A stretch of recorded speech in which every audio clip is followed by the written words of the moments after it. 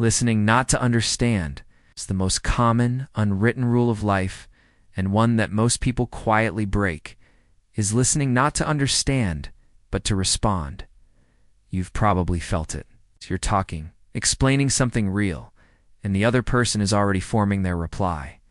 Not out of malice, just out of habit. It's how most of us were taught to communicate. Respond quickly, have a point, make it count. But the real power in a conversation isn't in having the next word, it's in giving someone the space to finish theirs. Listening to understand means dropping the need to be right or clever. It's about tuning in not just to what's said, but to how it's said, the pace, the tension, the pauses. That's where the meaning really lives. Take a simple example. Someone says, "Work's been overwhelming lately." A response-driven habit kicks in. Same here. The topic immediately bounces back to you. But a more generous move would be to stay with them, to ask what's been going on.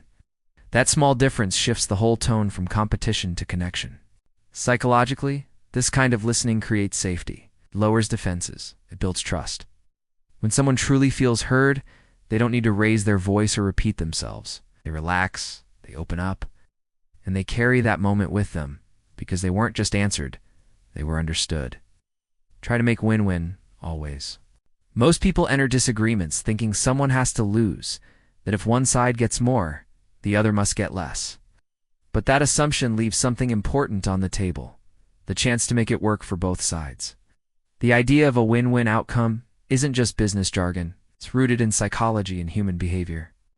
It reflects a mindset that values cooperation over competition and long-term outcomes over short-term wins.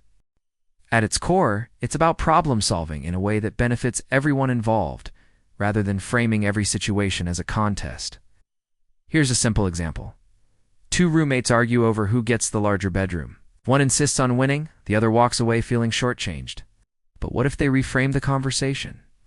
One takes the bigger room and pays slightly more rent, or the other chooses the better closet or workspace. It's not perfect symmetry, but both walk away feeling considered and respected. Psychologically, this approach taps into fairness, autonomy, and intrinsic motivation.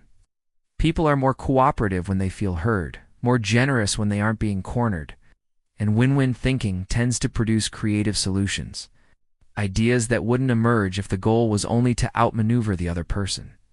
It also builds trust over time. When people see you aiming for mutual benefit, not just your own advantage, they're far more likely to return the gesture. And that builds relationships where outcomes improve by default, not by force.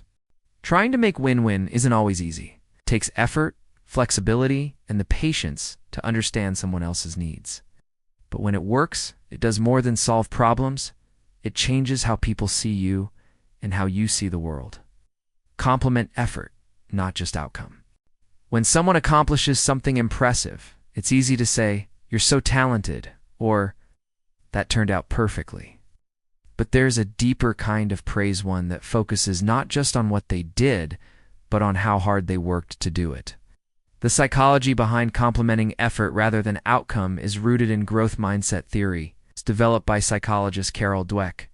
It explains how people respond to success and failure based on the kind of feedback they receive. When we praise results alone, people often start to link their value to the end product. But when we recognize effort, it encourages resilience, persistence, and long-term motivation.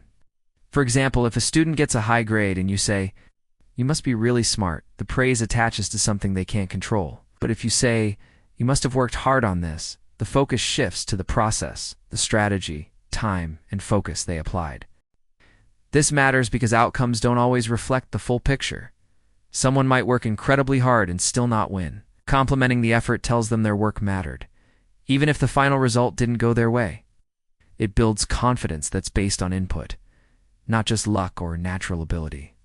And this applies far beyond academics. It's telling a friend, "I can see how much thought you put into this," or telling a colleague, "I noticed how carefully you handled that situation," reinforces behaviors they chose, not just results they achieved. Effort-based praise supports emotional well-being because it's rooted in something people can keep doing. It rewards the process, not just the moment. And that helps people stay motivated, learn from setbacks, and take pride in how they show up even when the outcome is still unfolding. Own your slice of the mess. This idea comes from principles in conflict resolution and behavioral psychology. In any disagreement, responsibility is almost never one-sided. But conversations go nowhere when both people focus only on defending themselves. When you start by acknowledging your own part, however small, it lowers defensiveness and opens the door to progress. Psychologically, this works because it activates something called reciprocity. When one person shows vulnerability or takes responsibility, the other person is more likely to do the same. It shifts the dynamic from opposition to collaboration. Here's what it looks like in real life. Say you and a coworker had a tense exchange. Instead of opening with, "You misunderstood me," you might say, "I realize I interrupted you, and that probably didn't help." That simple act of ownership changes the tone. It shows emotional maturity, and it earns trust. This applies to personal relationships too. It's telling a partner, "I got defensive and I shouldn't have," often softens the ground for a more honest conversation. Even if you think the other person's role was bigger, naming your part first makes it more likely they'll reflect on theirs. Owning your slice doesn't mean taking the blame for everything. It just means going first and focusing on what you control. It signals that you're here to understand, not just to be right. And in many cases, that one small admission is what turns a standstill into a breakthrough. Mirror feelings first. Fixes can wait. A friend says, "I'm just so tired of everything right now." And before they even finish, you're already listing things they could try: more sleep, a walk, maybe a vacation. It's automatic. But in that moment, what they really needed was something else, to feel understood. The idea behind mirror feelings first and let fixes wait is simple but powerful. When people share emotional struggles, their first need isn't usually advice. It's validation. That means showing that you've heard their feelings, not just their words. Mirroring feelings doesn't mean repeating everything back like a robot. It means naming or reflecting the emotion they're expressing in a calm, clear way.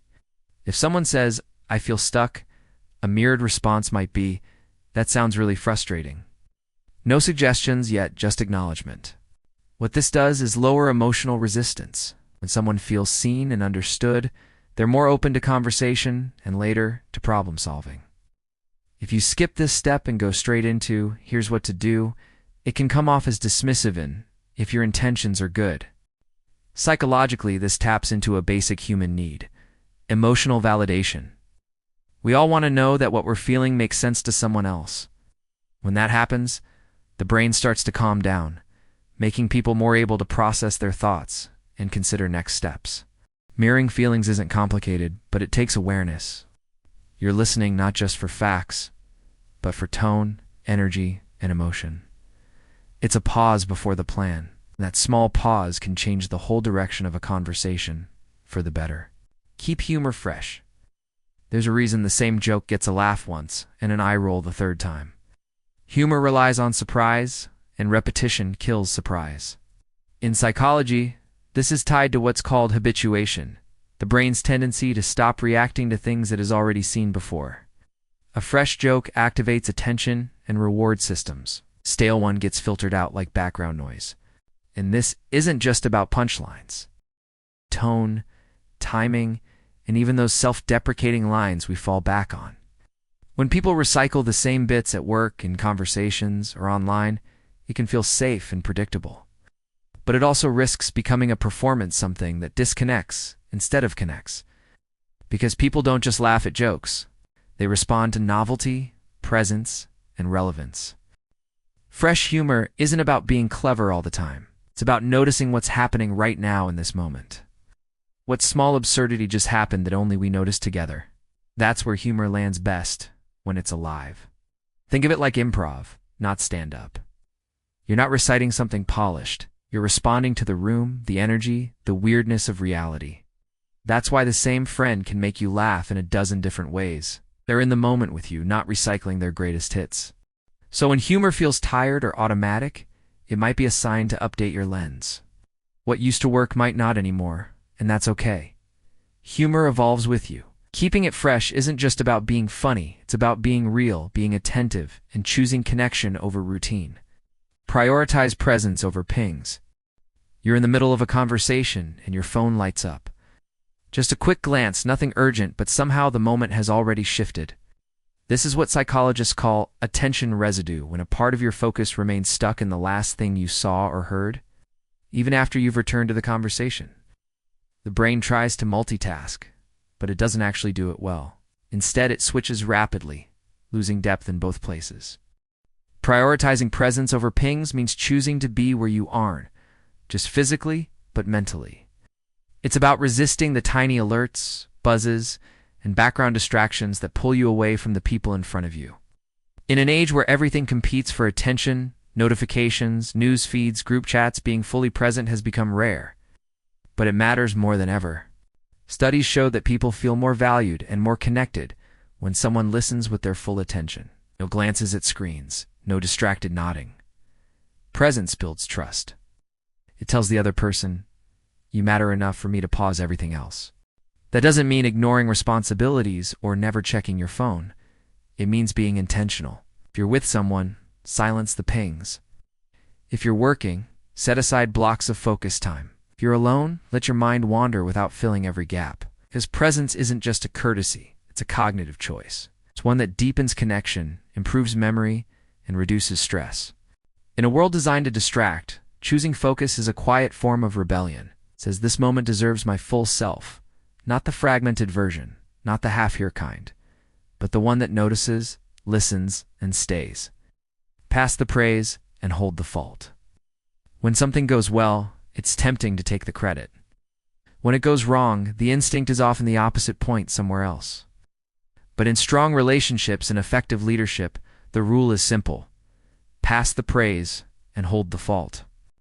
Psychologically, this principle taps into how people respond to fairness, trust, and emotional safety. When someone takes credit for a group's success without recognizing others, it triggers feelings of resentment and exclusion. But when a person shares praise, generously highlighting teammates or collaborators, it strengthens connection and motivation. On the flip side, when things go poorly, holding the fault means taking ownership before shifting blame. This reflects what psychologists call an internal locus of control, the belief that you're responsible for your actions even in difficult outcomes. It's not about absorbing blame for everything. It's about being accountable for your part, especially when others are watching how you respond under pressure. For example, in a workplace setting, a manager who says the team did a fantastic job, this was their win, builds morale. If something falls short and they say, "That's on me, I should have caught it earlier," they build credibility over time. This balance creates a culture where people feel safe to contribute and honest about mistakes. This approach also works in friendships, families, and communities. Giving someone credit for their effort while taking responsibility for your own missteps models emotional maturity. It shows that praise isn't a competition, and accountability isn't weakness. In psychology, these behaviors promote trust and cooperation. People remember who gave them credit and who stood up when things went sideways. And those small decisions made in everyday interactions are what shape how you're seen, not just as capable, but as someone worth following. Kindness is doing, not offering. Most people want to be kind. They'll say things like, "Let me know if you need anything," or "I'm here if you want to talk." But in practice, those offers rarely turn into action. That's the heart of this idea. Kindness is doing, not offering. From a psychological standpoint, offering kindness feels good to the giver. It checks a box. I said something supportive to the person on the receiving end, especially if they're stressed or struggling in. Vague offer can feel like one more task to manage. It requires them to identify a need, find the right way to ask, and risk feeling like a burden. Kindness becomes more meaningful when it skips the offer stage and moves straight into something practical. If a friend is having a hard time, don't just say, "Let me know if you need anything." Show up with a meal. Send them a playlist. Water their plants. These small, concrete actions are easier to receive and far more impactful. Psychologically, this connects to a concept called social friction, the little barriers that make it harder for someone to accept help. Vague offers create friction because they shift the work back onto the person who's already depleted. Doing something specific lowers that barrier completely. This principle also shows up in group settings. Saying someone should check in on them doesn't help as much as actually making the call. Words of support matter, but action delivers the real relief.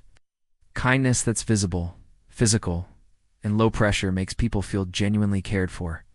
And often, it's not the size of the gesture that matters, it's that someone noticed and acted without waiting to be asked. That's when kindness really lands. Rest is a strategy, not a reward. Most people treat rest like a reward, something you earn only after the work is done. But in psychology, rest isn't a luxury or a break from productivity. Rest is a strategy. This idea is based on how the brain and body handle sustained effort. When we work nonstop, especially under pressure, our focus, decision-making, and creativity all start to decline. That's because mental energy, like physical energy, isn't infinite. Cognitive fatigue sets in when we push too long without a pause, leading to mistakes, slower thinking, and burnout. In psychological research, short breaks, especially when taken before exhaustion, hits are shown to boost performance. Whether it's a few minutes away from your screen, a walk between meetings, or a full day off, rest improves the brain's ability to reset and refocus. This applies across environments. Athletes build rest into their training to recover and perform better. Musicians and surgeons use structured pauses to maintain precision. Yet in many work cultures, rest is still viewed as laziness or something that must be justified. Reframing rest as part of the process changes how we plan. It means putting recovery time into the schedule, not just filling every hour with effort. It's not about doing less, it's about doing smarter. A rested mind makes better decisions. It's more creative, more emotionally regulated, and more resilient. Rest also plays a key role in long-term motivation. When people treat it like fuel instead of a prize, they're more consistent over time. They don't wait until they've burned out to recharge, they build in recovery before they hit empty. In psychology and performance science alike, rest isn't what happens after the work is done. It's what makes the work possible. It's not the pause at the end. It's part of the system itself. Spot potential, name it aloud. Sometimes a single comment stays with you for years. Not because it was dramatic or loud, but because it rang true. You're good at this. You've got something here. Words like that matter. That's the essence of spotting potential in saying it out loud. Psychologically, this connects to positive reinforcement and self-efficacy. Many people struggle to see their own strengths clearly, especially when they're starting something new or battling self-doubt. When someone else notices a quality and gives it a name, that recognition makes it real.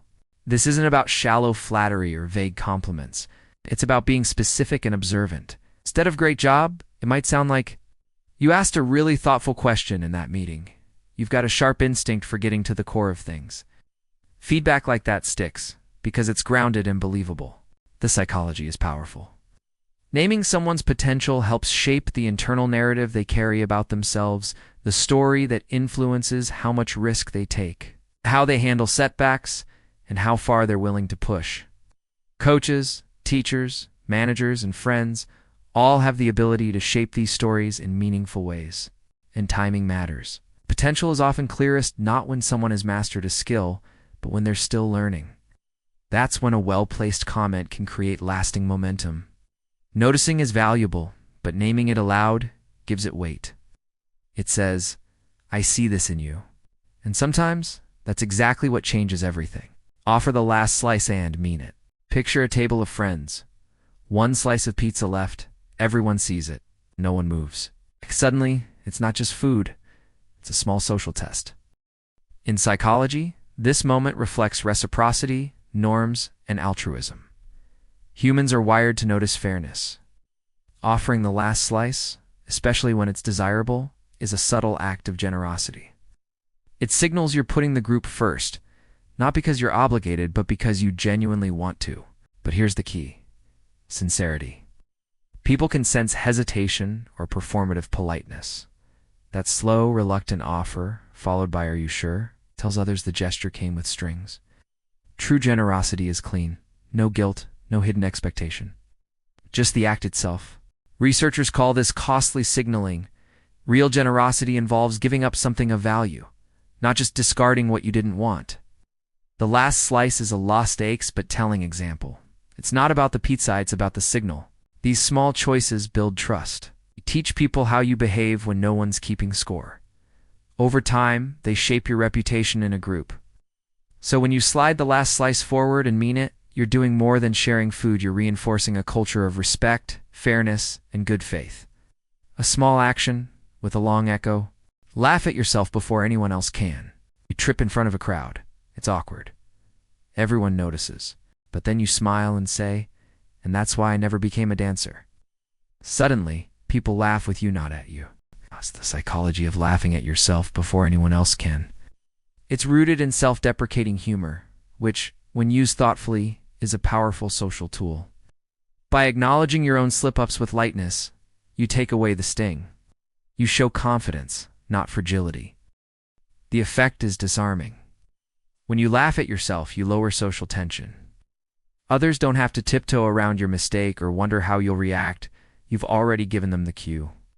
In everyday situations, misspeaking in a presentation, spilling coffee in a meeting, fumbling an answer, a quick, good-natured acknowledgement can turn awkwardness into connection. The balance matters, though. It's not about constant self-insults or shrinking yourself. It's about agility, owning the stumble before it owns you.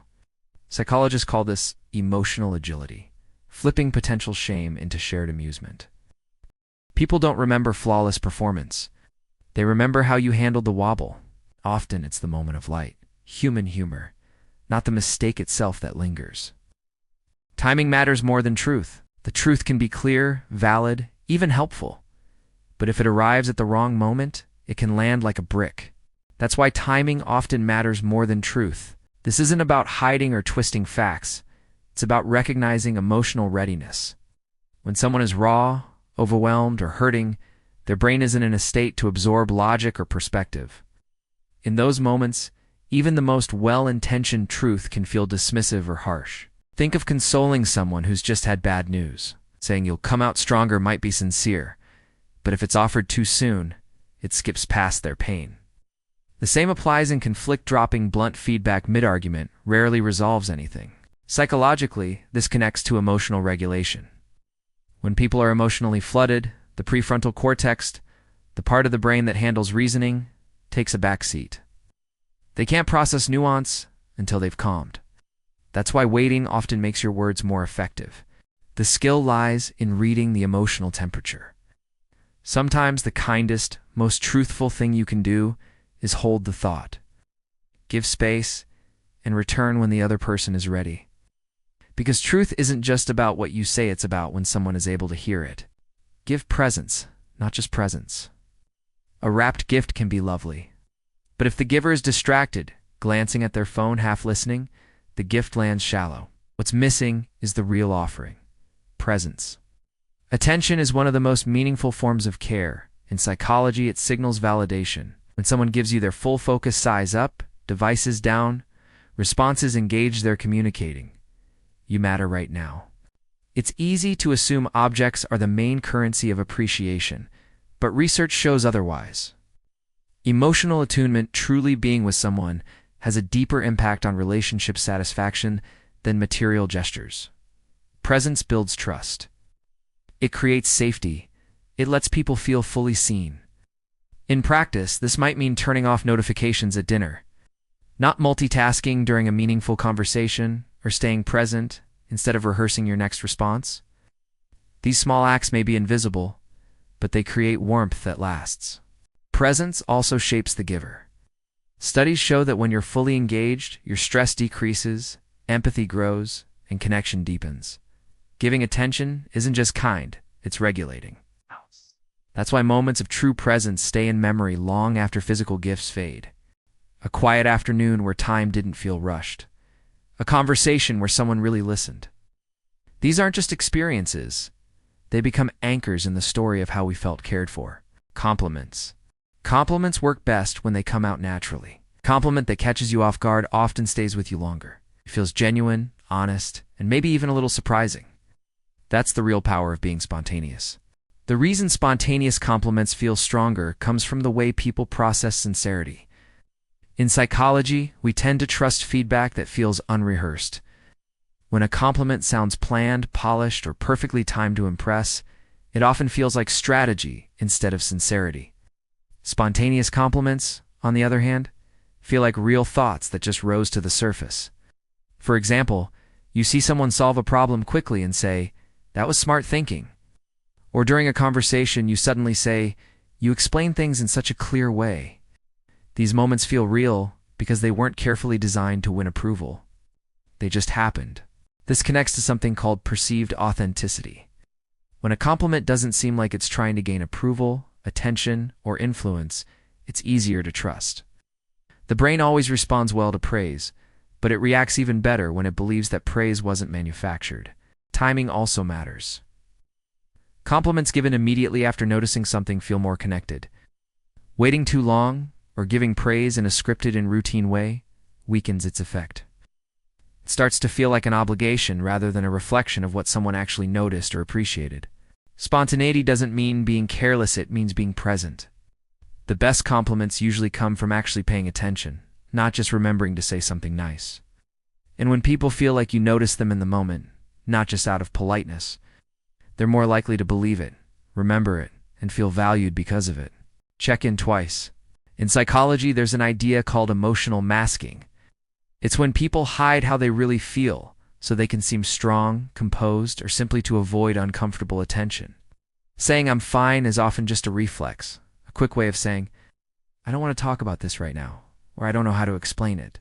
The first time you ask someone how they're doing, they usually give the automatic answer. But if you check in a second time, calmly, kindly, and without pressure, it sends a different message. It says, "I actually care about the answer." That small act of asking again can make the difference between someone staying silent and someone finally opening up. This doesn't mean pushing for details or demanding them to be vulnerable. It simply gives them permission to share more if they want to. For example, after someone brushes off the first check-in, you can gently follow up with, "Are you sure you're okay?" Or if there's more going on, "I'm here." That shows them the door isn't closed. This approach works because it creates psychological safety. The first ask tests the waters. The second ask proves that your concern wasn't just polite small talk. In both personal and professional settings, people often remember the ones who circled back. That second check-in tells them they're not invisible. And for someone struggling, just knowing they've been noticed a little more closely can make it easier to take the next step, whether that's being honest, seeking support, or simply feeling less alone. Assume error, not malice. A person cuts you off in traffic. Your first instinct is probably anger, maybe even thinking they did it on purpose. But most of the time they didn't. They just didn't see you. This mindset, assume error, not malice, is simple but powerful. In psychology, it's linked to something called the fundamental attribution error. It's our natural tendency to blame people's character instead of considering their circumstances. If someone is late to a meeting, we might think they're lazy. If they miss a message, we think they're ignoring us. But more often than not, the real cause is something ordinary: traffic, stress, forgetfulness, not a personal attack, just human error. Assuming error doesn't mean being naive or ignoring patterns of behavior. It just means our first explanation should leave room for imperfection. Instead of assuming bad intent, this mental shift lowers tension, slows reactive judgments, and prevents small misunderstandings from becoming big conflicts. In practice, it looks like pausing before reacting, giving someone the benefit of the doubt and saying maybe they didn't realize, instead of they knew exactly what they were doing. It's a habit that requires restraint.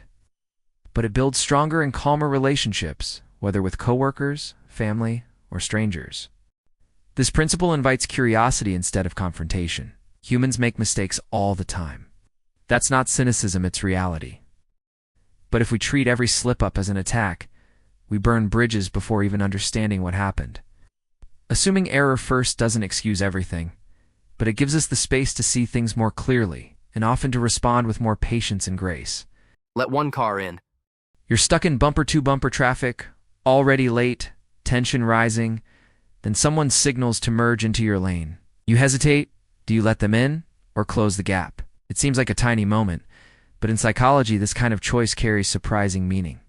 Let one car in, and civilization survives another day. It's a light-hearted way of pointing to something serious. Small acts of cooperation hold society together. This connects to what psychologists call pro-social behavior, choices we make to benefit others, even when there's no direct payoff. When you let a car in, you don't gain money or status, but you strengthen a culture of trust. And in crowded cities or stressful commutes, that trust is fragile, easy to lose, hard to rebuild. Psychologically, letting someone in activates empathy. It shows that you recognize another person's presence and need, even if it inconveniences you. This kind of action taps into something called reciprocity norms, the belief that kindness will eventually come back, even if not immediately. Interestingly, research shows that small acts of kindness, whether witnessed or performed, can actually reduce stress. They give the brain a sense of control and meaning. And when people see others being courteous, like yielding a lane, they're more likely to do the same. Kindness spreads. This goes far beyond traffic. Holding a door, letting someone speak, giving space on a crowded sidewalk, these aren't just manners. They're tiny investments in mutual respect. Each one helps push our shared environment a little closer to civility, so while letting one car in might feel like nothing. Psychology sees it as part of a much bigger picture, a quiet reminder that how we act in small everyday moments slowly shapes the kind of world we're all living in, one choice at a time. Voice notes beat texts. A simple sure in a text can mean 10 completely different things: sarcasm, resentment, or indifference. The words don't change, but the tone makes all the difference. That's where voice notes become important. When a message carries emotional layers or is sensitive to context, tone becomes essential.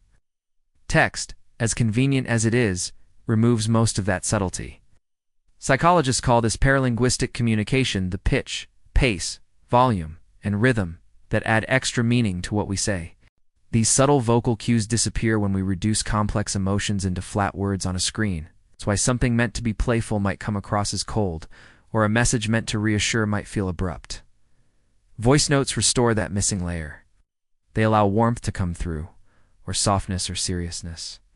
The sigh before a sentence, the pause after a difficult word, all of it shapes how the message is received, especially during moments of tension, vulnerability, or uncertainty. Hearing someone's actual voice can prevent misunderstandings before they grow. It signals effort, care, and presence. It says, "This moment matters enough for me to speak out loud." Of course, not every message needs a voice note. But when the content is complex, when emotions are mixed, or when timing is delicate, voice can do what text can't. It builds connection, even across distance. In digital communication, clarity isn't just about choosing the right words. It's about delivering the right feeling. When the stakes are high or the meaning is layered, your voice is often the better tool. It carries not just information, but intention. And in psychology, that intention makes all the difference. Decline like you'd want to be declined. Nobody enjoys hearing the word no. But how it's said makes all the difference. That's the idea behind the principle. Decline like you'd want to be declined. In psychology, this comes from empathy and social reciprocity, treating others the way you'd want to be treated if the roles were reversed. A decline doesn't have to be harsh, dismissive, or awkward. In fact, a thoughtful no can actually strengthen trust, because it shows honesty delivered with care. It's not only about saying no, it's about how you say it. When someone asks for your help, your time, or your participation, and you can't say yes, the delivery matters. A vague or abrupt "I can't" can feel like rejection of the person, not just their request. But a response like, "I really appreciate you thinking of me. Right now I can't commit, but I'd love to be involved another time," communicates the same refusal with clarity and respect. This applies everywhere: work, friendships, invitations. Declining with warmth and specificity shows you're not avoiding the person, just the timing or the task. Psychologically, this preserves trust, the sense that even when boundaries are set, the relationship still matters. It works in reverse too. When you decline kindly, you model how you'd want others to respond to you. This sets the tone for future interactions built on mutual understanding. From a behavioral perspective, practicing thoughtful declines also helps reduce patterns of people-pleasing. It proves that boundaries don't have to be cold or filled with guilt. It can be clear and compassionate. Ultimately, saying no is an unavoidable part of life. But when it's done with empathy and respect, it becomes more than refusal. It becomes a message of dignity on both sides. And that's what people remember long after the no itself. Step aside without being asked. You don't need a sign to know when you're standing in someone's way. Whether it's at a subway exit, a store entrance, or on a crowded sidewalk, Learning to step aside without being asked is one of the simplest forms of social intelligence. This behavior reflects what psychology calls pro-social behavior actions intended to benefit others, even in small, everyday ways. It's not about grand gestures. It's about recognizing shared space and adjusting yourself so others can move more freely. It might look like nothing, but the mental skill behind it is situational awareness. That means noticing what's happening around you, who looks rushed, who's trying to pass, or how much space you're taking up. When you step aside without being asked, you're not just being polite, you're reducing the mental burden on others. They don't have to speak up, squeeze around you, or feel uncomfortable. You've already solved the small problem they were silently facing. This also activates something called reciprocal altruism. People who witness or benefit from these unnoticed acts of kindness are more likely to pay them forward. One step aside can start a chain of cooperation.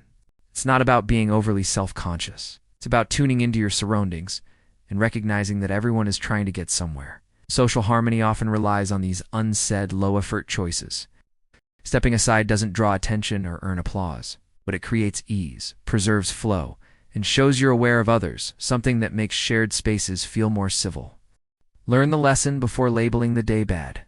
Some days just don't go your way. You spill coffee, miss a deadline, or argue with someone you care about. By noon, you've already decided, this is a bad day. But psychology suggests a more helpful habit. Learn the lesson before labeling the day bad. This connects to the way the brain processes experiences. When something negative happens, we tend to apply a sweeping judgment. Psychologists call this cognitive filtering, focusing only on what went wrong and using it to define the entire day. But this habit increases stress, pessimism, and even burnout. The alternative is something called cognitive reappraisal. It means stepping back, noticing the situation, and asking what it's teaching you. Instead of saying this day is ruined, you might say, that conversation didn't go well.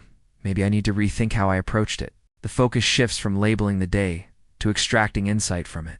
Here's what it looks like in practice. You mess up a presentation at work. Instead of letting it ruin your mood, you pause and ask what you could do differently next time. Prepare earlier, slow down, or clarify your message. That small shift from judgment to learning changes how the rest of your day unfolds. Psychologically, this reduces rumination, the cycle of negative thoughts that feeds stress. It also strengthens resilience, the ability to bounce back from setbacks by reframing them. A day with setbacks isn't automatically a bad day. It's simply a day with feedback. By learning from what went wrong before labeling the entire day, you build a more balanced perspective on yourself and your circumstances.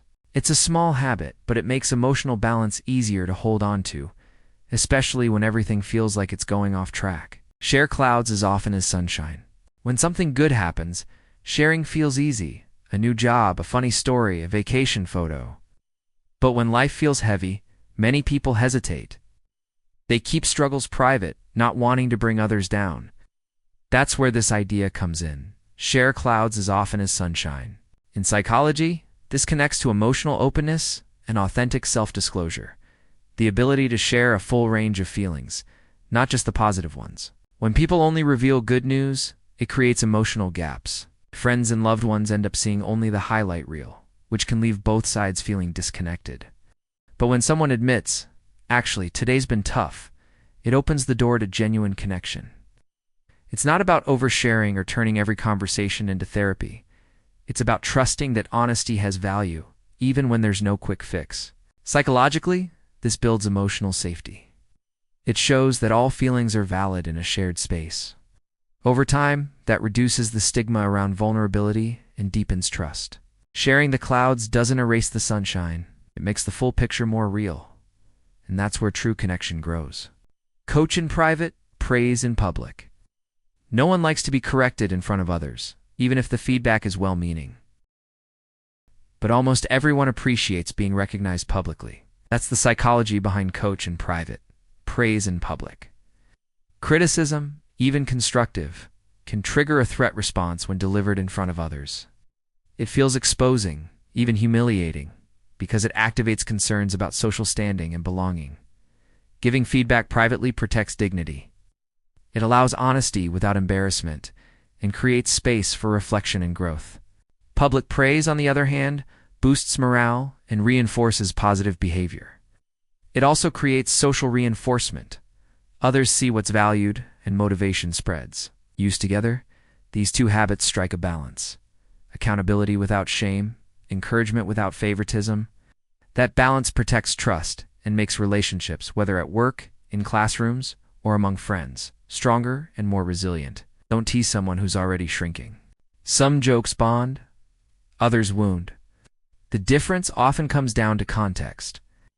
That's the heart of don't tease someone who's already shrinking.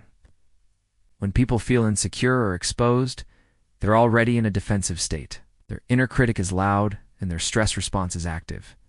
A light joke about their hesitation, mistake, or silence doesn't challenge that inner voice. It amplifies it. In groups, this is easy to miss.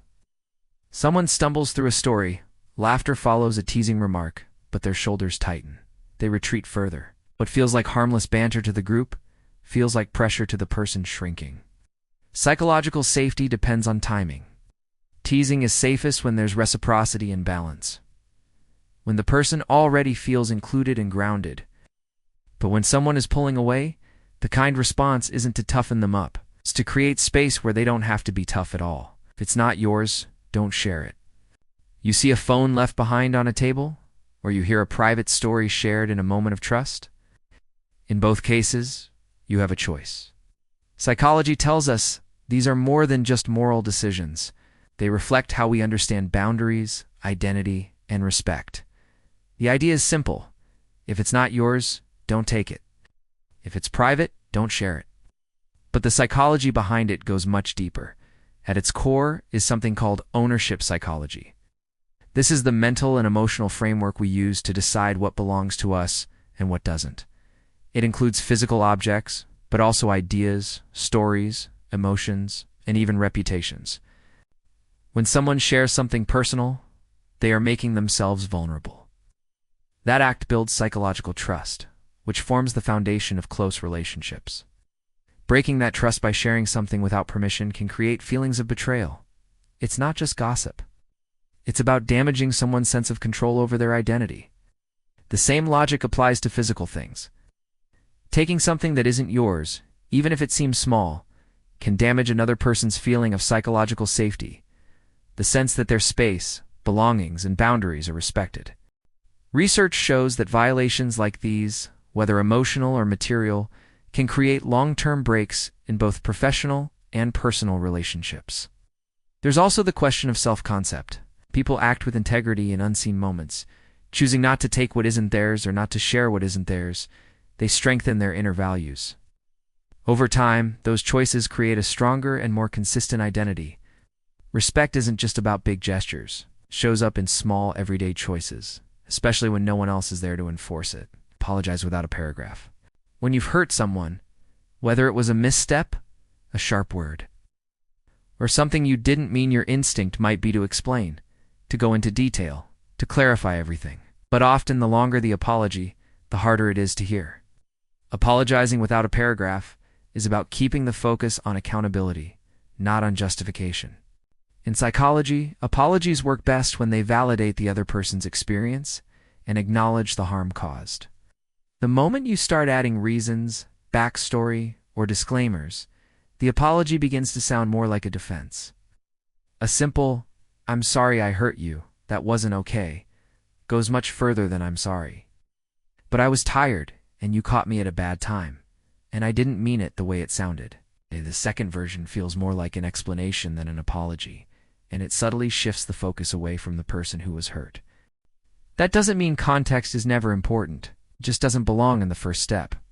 Leading with a clean, direct apology shows that you're not trying to soften the impact or avoid responsibility. This applies to everyday situations too. If you're late to a meeting, saying "sorry I kept you waiting" is clearer and more respectful than giving details about traffic or your morning routine. It shows that you're focused on the effect, not just the cause. Psychologically, short and sincere apologies are easier to trust. They give space for the other person to respond rather than forcing them to listen to your reasoning. Most of the time, people aren't asking for a long explanation. They just want to know that you understand and that you care enough to own it. That's what makes the difference. Play positive-sum games when you can. Some interactions feel like a battle. One person wins, the other loses. But not every situation has to be a tug of war. The idea of a positive-sum game flips that thinking. In simple terms, it's any situation where more than one person can benefit, where value isn't just moved around but actually created. In real life, these moments happen more than we notice. Imagine two coworkers working on a project. If they compete for credit, it's a zero-sum game. One comes out ahead, the other behind. But if they support each other, combine their strengths, improve the project together, that's a positive-sum outcome. The team succeeds, both shine, the client is happier. No one had to lose for the other to win. This isn't just for work. It applies to friendships, negotiations, and communities. Positive-sum thinking means shifting from "what can I get?" to "what can we grow?" That change rewires how we approach problems, how we listen, and how we invest in others. It trains us to look for alignment instead of leverage. Psychologically, people thrive in environments where mutual gain is possible. Trust grows stronger, creativity flows more freely, and cooperation isn't just being nice, it becomes the most rational strategy. People realize that building something together beats winning something alone. Of course, it's not always possible. There are still times when you need firm boundaries or personal wins. But when you can, and especially when it's not obvious, choosing the positive-sum path usually leads to more than expected for everyone involved. Let people arrive at their own speed. Some people warm up quickly. Others take more time to feel safe, to feel seen, or to feel ready. When we expect everyone to move at the same pace, we often mistake hesitation for disinterest, or quietness for avoidance. The idea of letting people arrive at their own speed comes from understanding different processing styles and emotional safety. In psychology, this can connect to attachment styles, social anxiety, or even the difference between introversion and extroversion. Some people naturally ease into new situations slowly, not because they don't care, but because they're adjusting. It's easy to overlook this in fast-paced environments. In groups, the loudest voice often gets the most attention. In conversations, the fastest reply is often seen as the most engaged. But emotional presence doesn't always show up on a stopwatch. Sometimes it looks like silence before trust, or observation before participation. A common mistake is pushing connection to soon asking someone to open up right away, or nudging them to be more involved. But that rarely works. In fact, it often pushes them further away. What works better is patience combined with presence. It's making room, staying available, and showing you're there without demanding they match your energy immediately. You might notice this in a new teammate who stays quiet for weeks, then suddenly offers a brilliant idea. Or a friend who listens closely for months before sharing something personal. Their pace isn't a flaw, it's how they build security. Psychological safety isn't created through pressure, it's created through space. And when people feel free to arrive at their own speed, they tend to show up more fully when they are finally ready. Say goodbye like it might be remembered. You're walking out the door, keys in hand, and someone calls out bye. You answer quickly, barely turning your head. Later, it may seem small, but that moment might stay longer than you think. Psychologists call this the recency effect, the idea that people remember the last part of an experience more strongly than the middle. In social interactions, this means your goodbye often carries more emotional weight than you realize. Whether it's ending a phone call, leaving a party, or saying goodbye before a trip, that final moment leaves an imprint. This concept also connects with closure theory. Goodbyes mark the end of a connection, at least for that moment, and our minds naturally seek resolution. If the goodbye feels cold or careless, it can leave someone unsettled, even if the rest of the interaction was warm. And it's not just about dramatic farewells. A short but thoughtful line like "take care, I'm glad we talked," can feel genuine and complete. It doesn't need to be big, it just needs to be intentional. A good goodbye respects the conversation that came before it. It communicates that this mattered. In workplace psychology, exit interactions are studied carefully. Leaders who thank people for their effort even when they are leaving a company are remembered more positively. Those partings often shape long-term professional relationships. The point is simple. Whether it's a short chat or a long visit, the final words matter. They shape how the whole exchange is remembered. A little warmth at the end can lift everything that came before it. So when it's time to leave, don't just walk away. Land the goodbye. Make it intentional, because sometimes the last thing you say becomes the thing they remember most. Treat your future self like a friend you care about.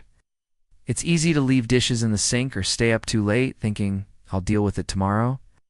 But in psychology, there's a smarter way to think about this. You treat your future self as a friend you care about. This idea comes from future self continuity, the sense of how connected we feel to the person we'll be in days, months, or years ahead. When that connection feels strong, we make better choices. We take care of our health, our goals, and our responsibilities, not out of guilt, but out of consideration.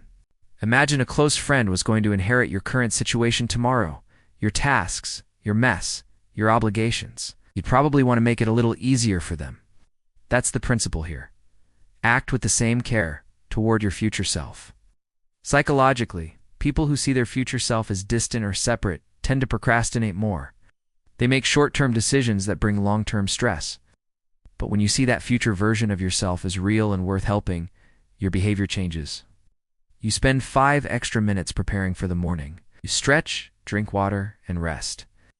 Not because it's urgent now, but because someone will thank you later. This mindset also reduces regret. It bridges the gap between impulse and intention. It reminds us that long-term well-being isn't built through big, dramatic actions. It's built through small, consistent acts of kindness toward the person you're becoming. By treating your future self like a friend, not a stranger, you stop leaving behind problems and start creating systems that last. That simple shift rewires how we think about time, effort, and care. It turns each decision into a chance to take better care of the next version of you. Celebrate micro wins, they fuel macro ones. Finishing the first paragraph of a long report, saying no when you usually say yes, getting out of bed on a hard day. These are small wins, but in psychology, they're not small at all. The idea behind celebrating micro wins is that even tiny steps forward can boost motivation, confidence, and resilience. This is called the progress principle. Studies show people feel most motivated when they see movement, not just when they reach the end. It's not the final goal that drives daily effort. It's the visible proof that we are inching closer. When we acknowledge small steps, writing one sentence, finishing a short workout, or pressing send on a hard email, we train the brain to connect effort with accomplishment. That process releases dopamine, a chemical that improves mood and reinforces behavior. Over time, it becomes easier to keep going because progress feels rewarding. Ignoring micro wins does the opposite. We only feel proud after big milestones. Long stretches of invisible effort make us feel stuck, even when we are quietly building something meaningful. That's why many successful systems, from fitness apps to project trackers, focus on celebrating small achievements. It keeps people engaged, especially during times when the end feels far away. Progress isn't just about results, it's about reinforcement. When we celebrate micro wins, we create a feedback loop that fuels long-term effort. It turns willpower into sustainability and effort into eventual success. Don't finish their sentence if it costs them courage. When someone struggles to say something difficult, it's tempting to jump in and finish their thought. You may mean well. You think you know where they're going? Sometimes that interruption takes something important away. The idea behind not finishing their sentence if it costs them courage is rooted in emotional pacing. In psychology, speaking about hard things, grief, regret, self-doubt requires vulnerability. And vulnerability often moves slowly. People pause, stumble, or restart. Not because they don't know what to say, but because they're measuring the risk of saying it. When you finish their sentence, especially in an emotional moment, it can feel like you've taken control of the story. It shifts the focus from their voice to your version. Even if you're right about the words, you might be wrong about the timing. I can close the door. They were just beginning to open. Imagine someone starting with, I've been thinking that maybe and pausing. If you jump in with want to quit your job, it might block a deeper, harder truth like don't feel like myself anymore. That second version is heavier, harder to say, and far more meaningful. This connects to psychological safety, the sense that you can speak without being rushed, judged, or redirected. Holding space for someone to find their own words, even if it takes time, shows respect for both their process and their voice. Listening isn't just about hearing what is said. It's about giving someone the space to say it in their own way, especially when it takes courage to let it out. Text when you're late even by 5 minutes. You're running behind. A red light, a last-minute email, a lost wallet, things happen. But in that moment, the smallest gesture makes the biggest difference. Send a quick text. From a psychological view, this is about micro-signaling small behaviors that communicate respect, reliability, and awareness. When you're late and you say nothing, the other person is left in uncertainty. Are they still coming? Did they forget? Is this important to them? That uncertainty creates stress. Research shows ambiguity often causes more discomfort than even bad news. A short message, like running 5 minutes late, sorry, clears that uncertainty. It shows you respect their time and care enough not to leave them guessing. There's also a social contract at play. In modern psychology, punctuality is about more than arriving on time, it's about trust. When you communicate delays, even small ones, you show that your word matters and that you respect shared plans. This is especially powerful in everyday situations, meeting a friend for coffee, joining a group call, or showing up for a walk. A quick check-in creates emotional safety. It says your time matters, even when schedules shift. The act itself is tiny, it only takes seconds, but the effect lasts. It lightens the weight, keeps the connection warm, and reminds both people that while plans may slip, the relationship stays steady. In the end, a quick text doesn't just notify, it respects. Too many yeses become self-betrayal. You agree to help with one more thing. You squeeze another meeting into an already packed day. You say yes again, even though every part of you is saying not this time. It feels generous in the moment, but over time it becomes something else entirely. The idea that one yes too many becomes self-betrayal is rooted in the psychology of boundaries and well-being. Saying yes can feel polite, supportive, even kind. But when it's repeated, without limits, especially at the cost of your own time, energy, or needs, it shifts from generosity to neglect. Psychologists often link this to people-pleasing, a pattern where someone prioritizes others' needs to avoid conflict or rejection. It looks kind on the surface, but over time it leads to burnout, resentment, and distance from your own priorities. Self-betrayal rarely comes from one big decision. It builds slowly, through small, repeated compromises, skipping rest, delaying your goals, ignoring your limits. Not because others asked too much, but because you kept saying yes. This doesn't mean you stop being helpful. It means you become intentional. Every yes should come from choice, not obligation. When your calendar, your energy, or your values say no, honoring that limit protects your integrity. Setting boundaries isn't selfish, it's an act of self-respect. It teaches others how to treat you, but more importantly, it reminds you that your limits matter. And when your yes becomes deliberate instead of automatic, it carries more weight. That's when generosity is sustainable, not just expected. Keep your bag off the seat someone else could use. You step onto a crowded train or into a busy waiting room and notice it. A perfectly good seat blocked by a bag. No one is sitting there, just a backpack taking up space. It looks small, but it communicates something bigger. The psychology behind moving your bag is about social signaling. In shared spaces, we read each other's behavior to decide what's welcome or off limits. Taking more than your share of space, especially when others are clearly looking for a seat, can register as disregard. This ties into territorial behavior, the instinct to claim space in crowded environments. But in public, that instinct needs managing. A bag on a seat during rush hour often isn't about comfort. It's a quiet way of saying, "Don't sit next to me." People pick up on that. Research shows that nonverbal cues like spreading out or avoiding eye contact shape whether others feel welcome. Removing your bag, then, isn't just about freeing space. It's a signal of consideration, it says. I see you. This seat doesn't belong to me alone. That tiny gesture can shift the tone of a shared environment. It reminds people they're part of a community, not just a crowd. Respect, fairness, and inclusion often show up not in big speeches, but in everyday choices, like making room for someone else to sit down. Let absence teach you as much as presence. Sometimes the clearest message is the one nobody says. Sometimes the biggest shift comes from what's missing. Let absence teach you as much as presence is a reminder that psychology doesn't only live in actions, It also shows up in what's withdrawn, what's quiet, what's missing. And when something breaks, we pay attention, especially if it's someone we're close to.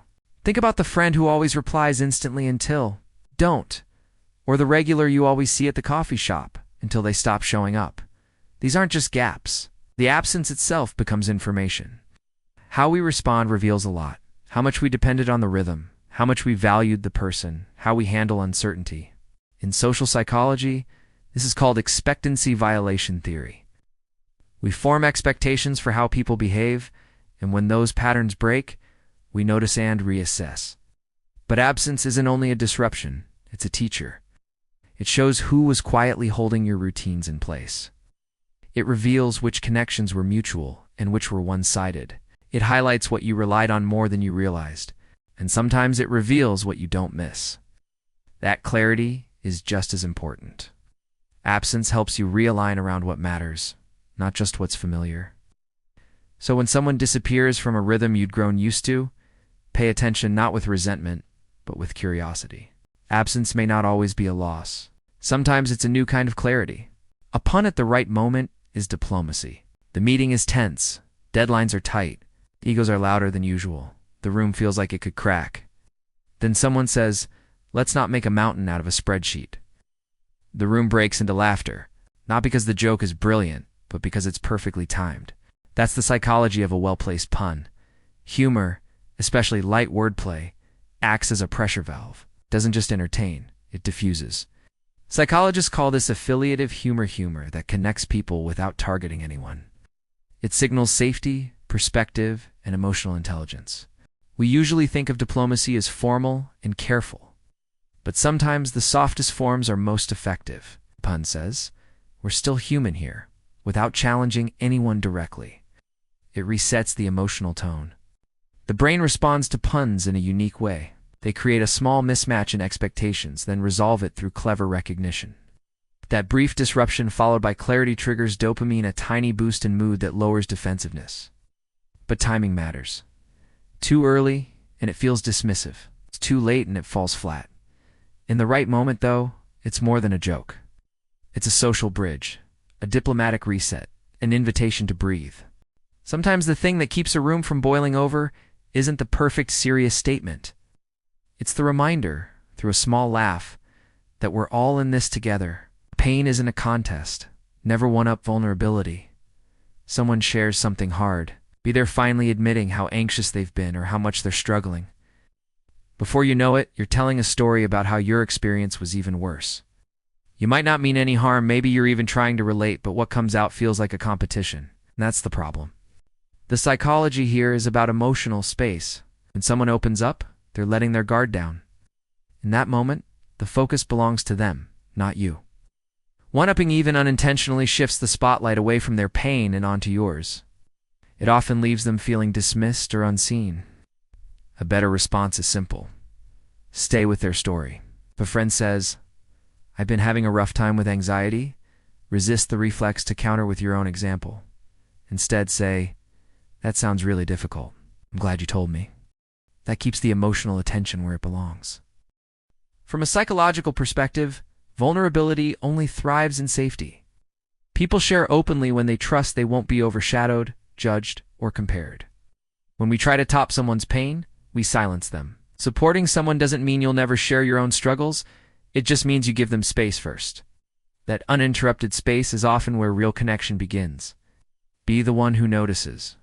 In a busy room, someone seems quieter than usual. A coworker skips their morning coffee. A friend doesn't text back. Most people pass by without comment. But one person pauses and checks in. That's the one who notices.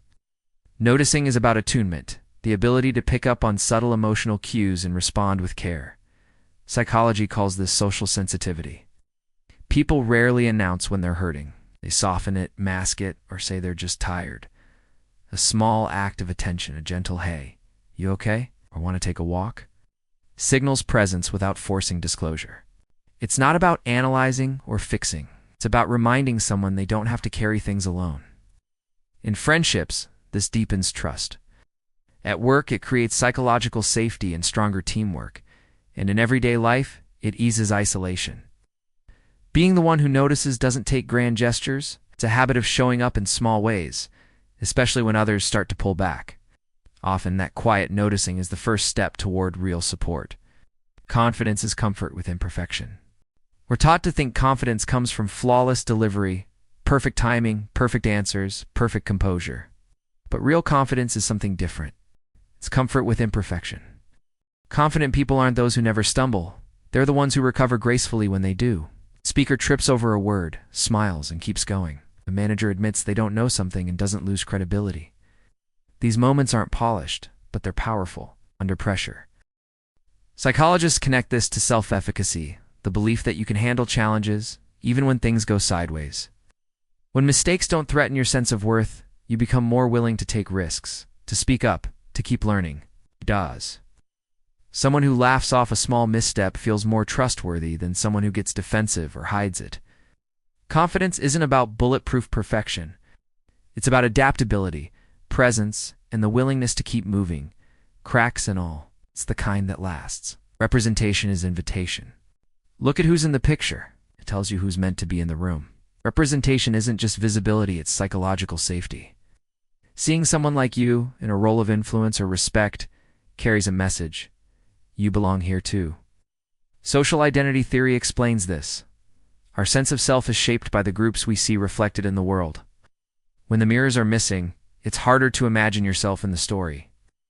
This is why children light up when they see a teacher who shares their background. It's why diverse leadership matters in workplaces. Representation also influences performance.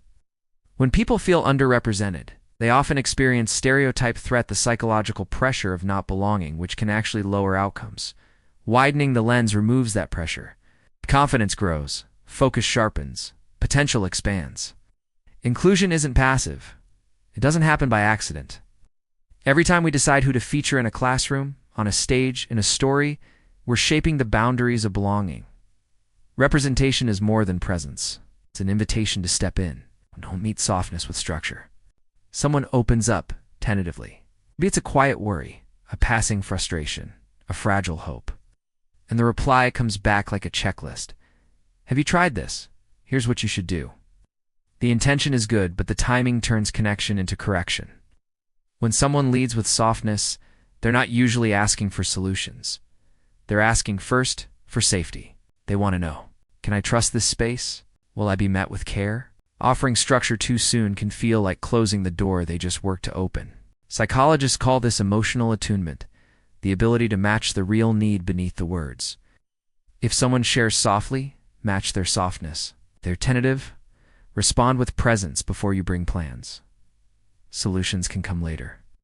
The first step is to hold the moment gently. We tend to give what we're best at. Some of us offer logic, others offer empathy. But the deeper skill is noticing the tone and meeting it, especially when it's fragile, because not every vulnerable truth is a request for advice. Sometimes it's just a quiet test. Will you meet me here, or will you move me somewhere else? Decline like you'd want to be declined. Nobody likes being told no, but the way it's said makes all the difference.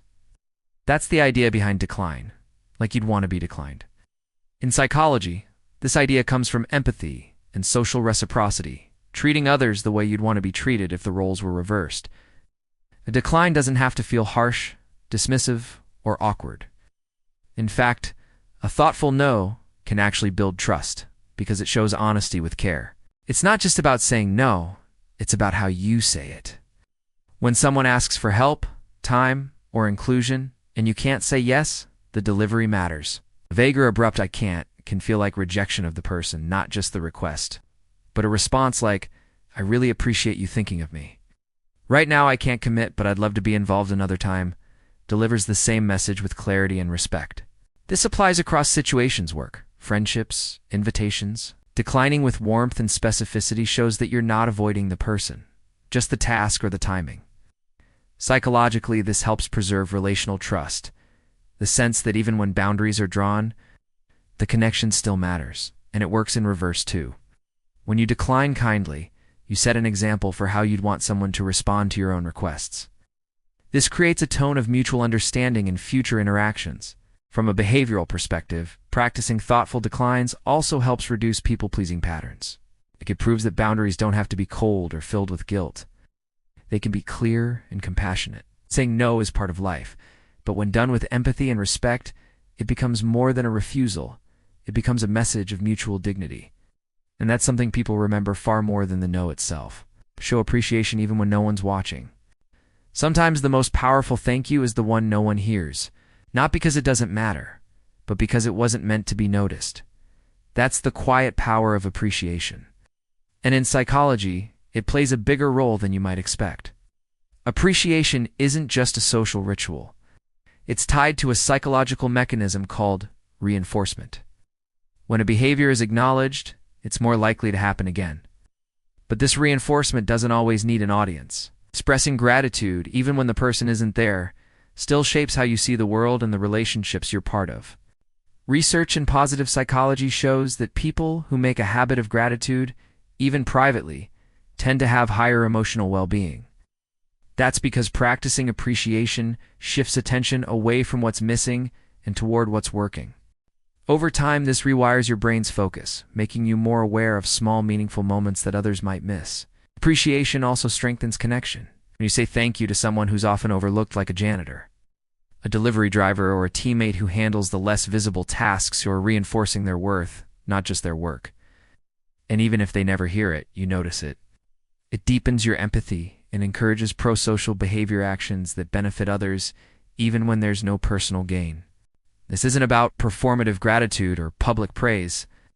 It's about building the internal habit of noticing contributions and giving them value. Whether it's complimenting effort, recognizing a pattern of kindness, or simply pausing to appreciate someone's role in your day, these moments shape how you show up in the world. Psychologically speaking, appreciation doesn't have to be loud. It just has to be real. Even in silence, it still works.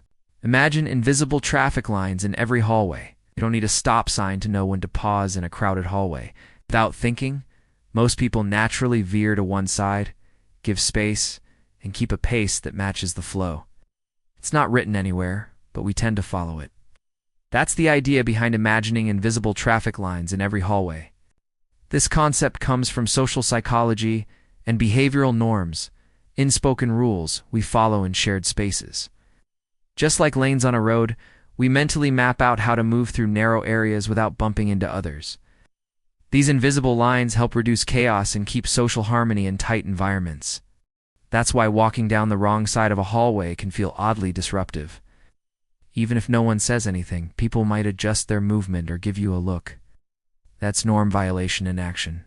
We subconsciously notice when someone isn't following the flow.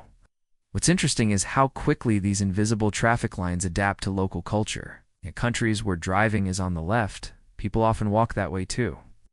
In schools or offices, the flow might shift depending on where the doors or staircases are. Our brains quickly learn and mirror the common pattern, a form of behavioral mimicry that keeps everyone moving smoothly. The benefit goes beyond courtesy. It lowers social friction, improves crowd efficiency, and prevents unnecessary stress. When you're in sync with the flow, you're not just moving through space, you're acknowledging others in it. It's a subtle form of social cooperation. Just by imagining those invisible lines, you make public spaces feel a little more respectful and a little more human. What you choose when no one's looking is who you are. A lot of choices happen when nobody's around to notice. Holding the elevator for someone, putting the cart back at the grocery store, turning off a light in an empty room.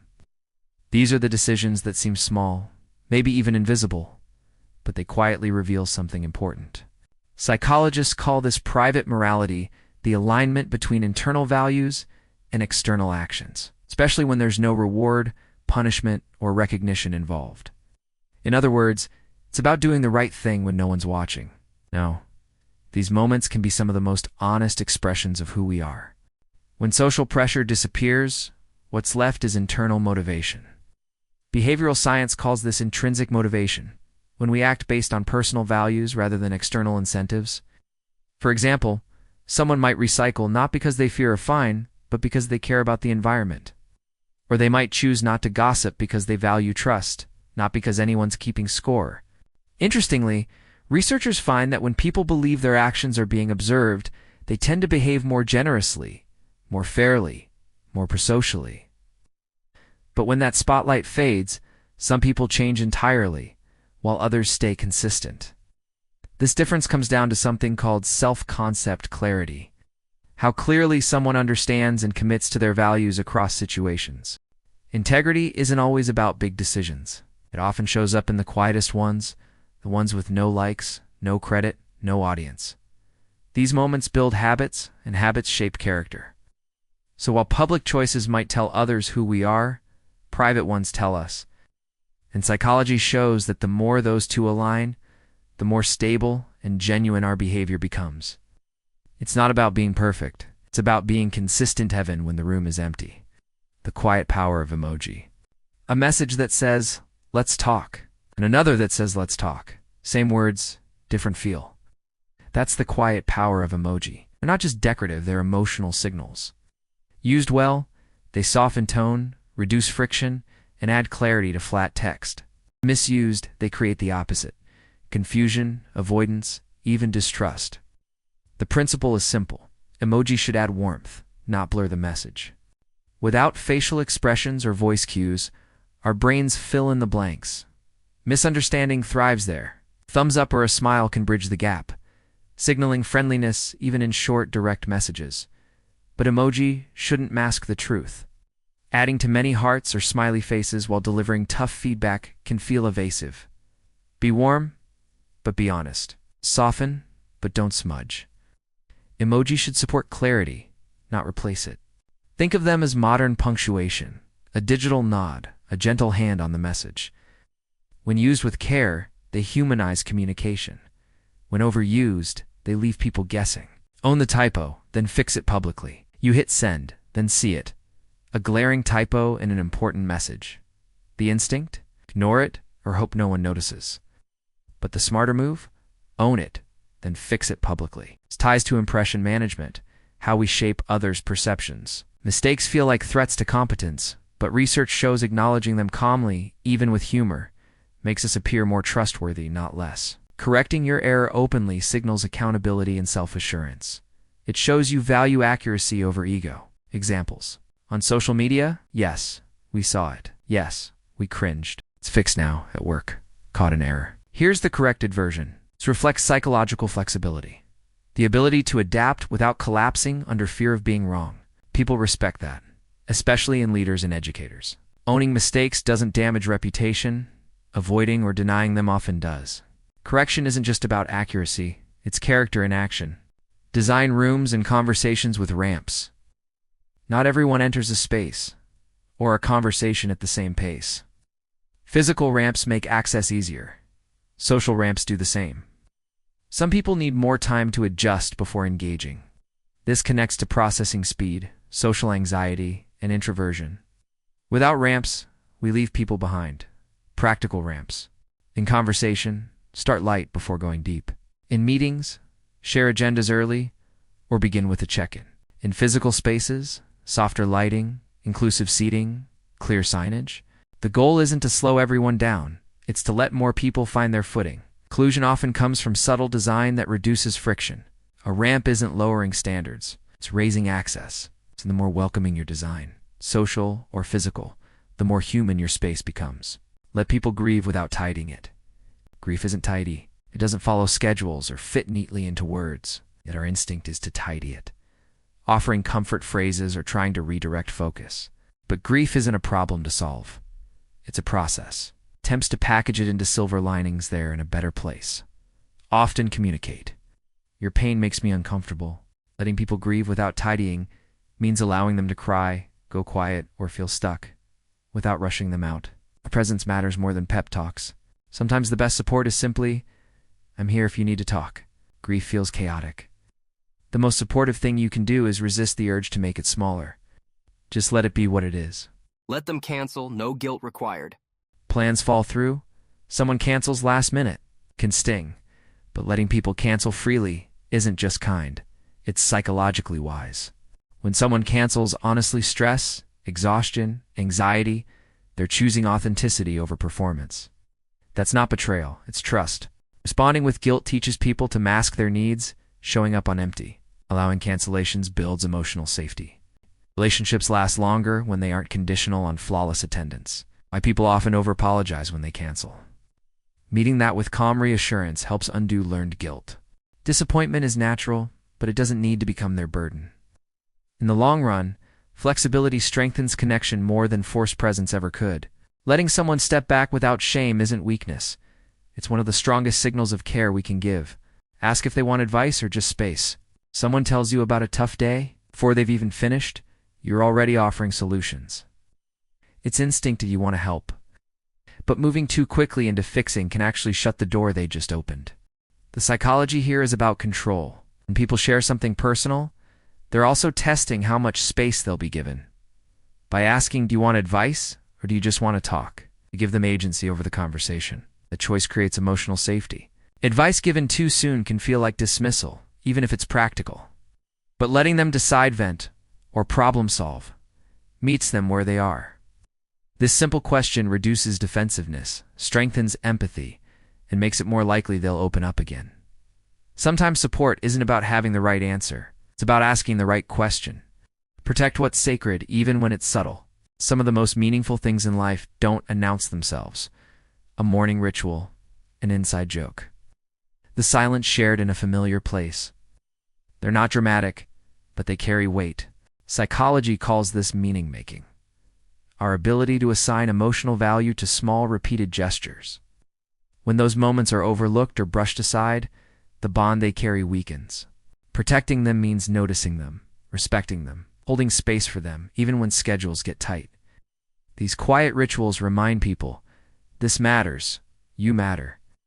Over time, those subtle sacreds create more stability than any grand gesture, because belonging often lives in the ordinary, not the spectacular. Don't solve pain before you've heard it. Someone admits, I've been overwhelmed lately. Instantly, you suggest sleep, exercise, or time management tips. Sounds helpful, but it skips the most important step. Listening. People rarely reveal the full weight of what they're carrying right away. They test the waters with fragments.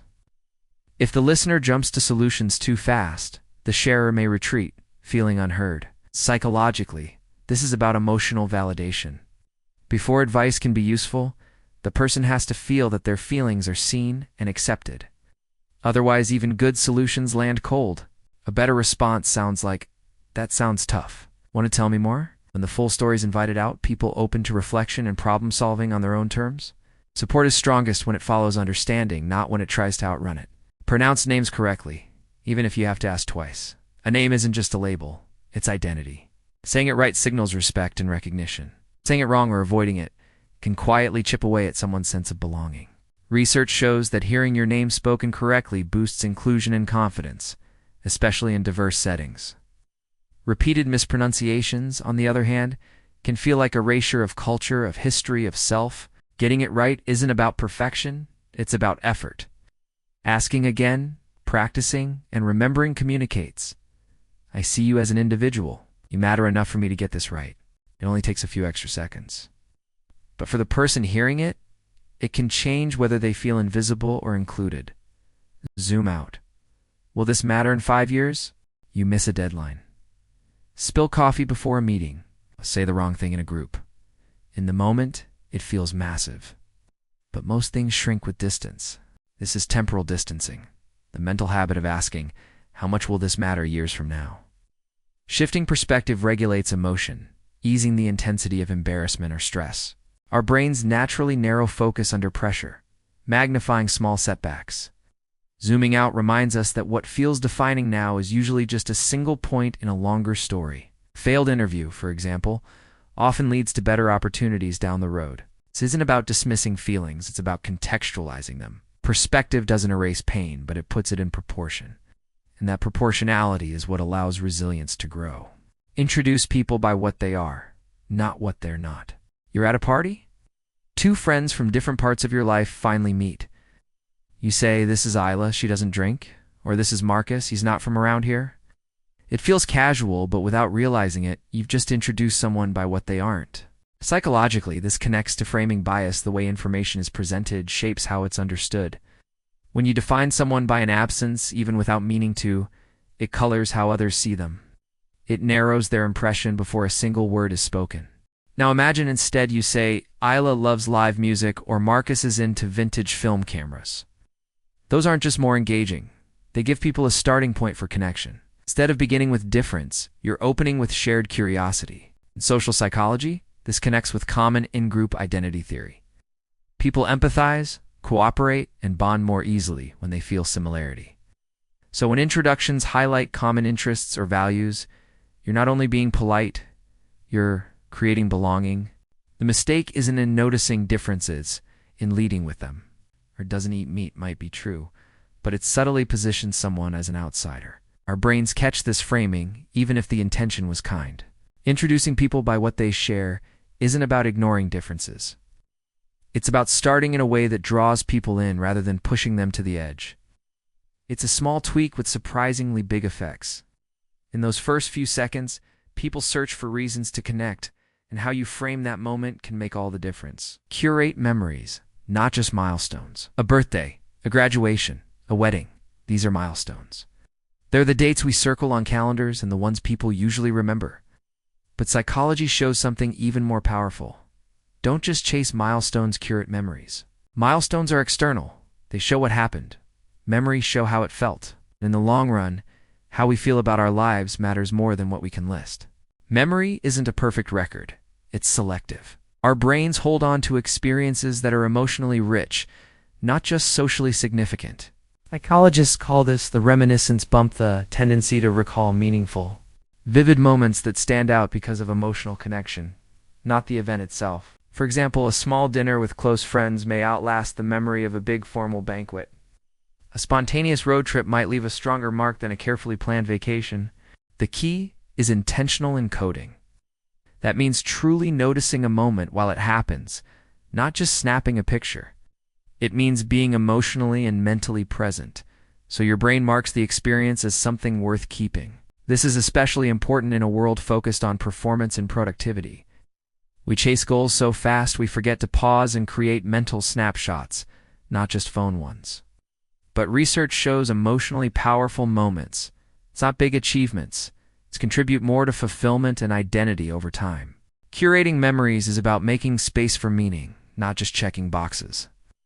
It's how ordinary time turns into something worth remembering. Stay until the story finishes. Someone begins telling you about a painful experience they've been holding in.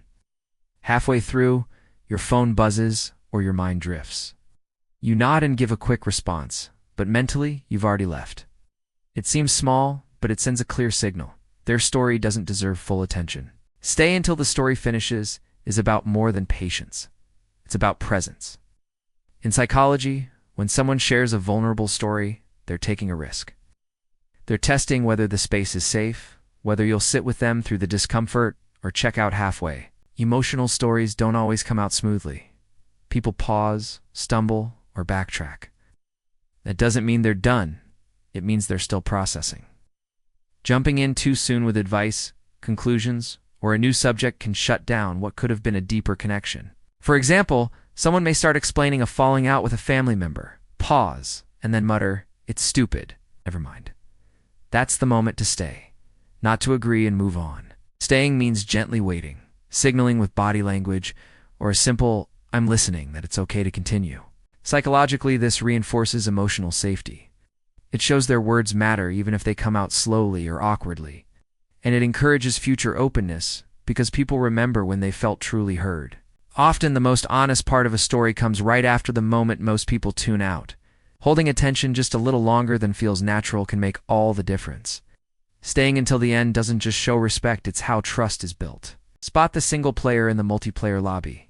You're in a group chat, everyone's trading jokes and memes, and the energy feels shared, except one person keeps posting long off-topic rants or dominating every thread like it's their personal stage.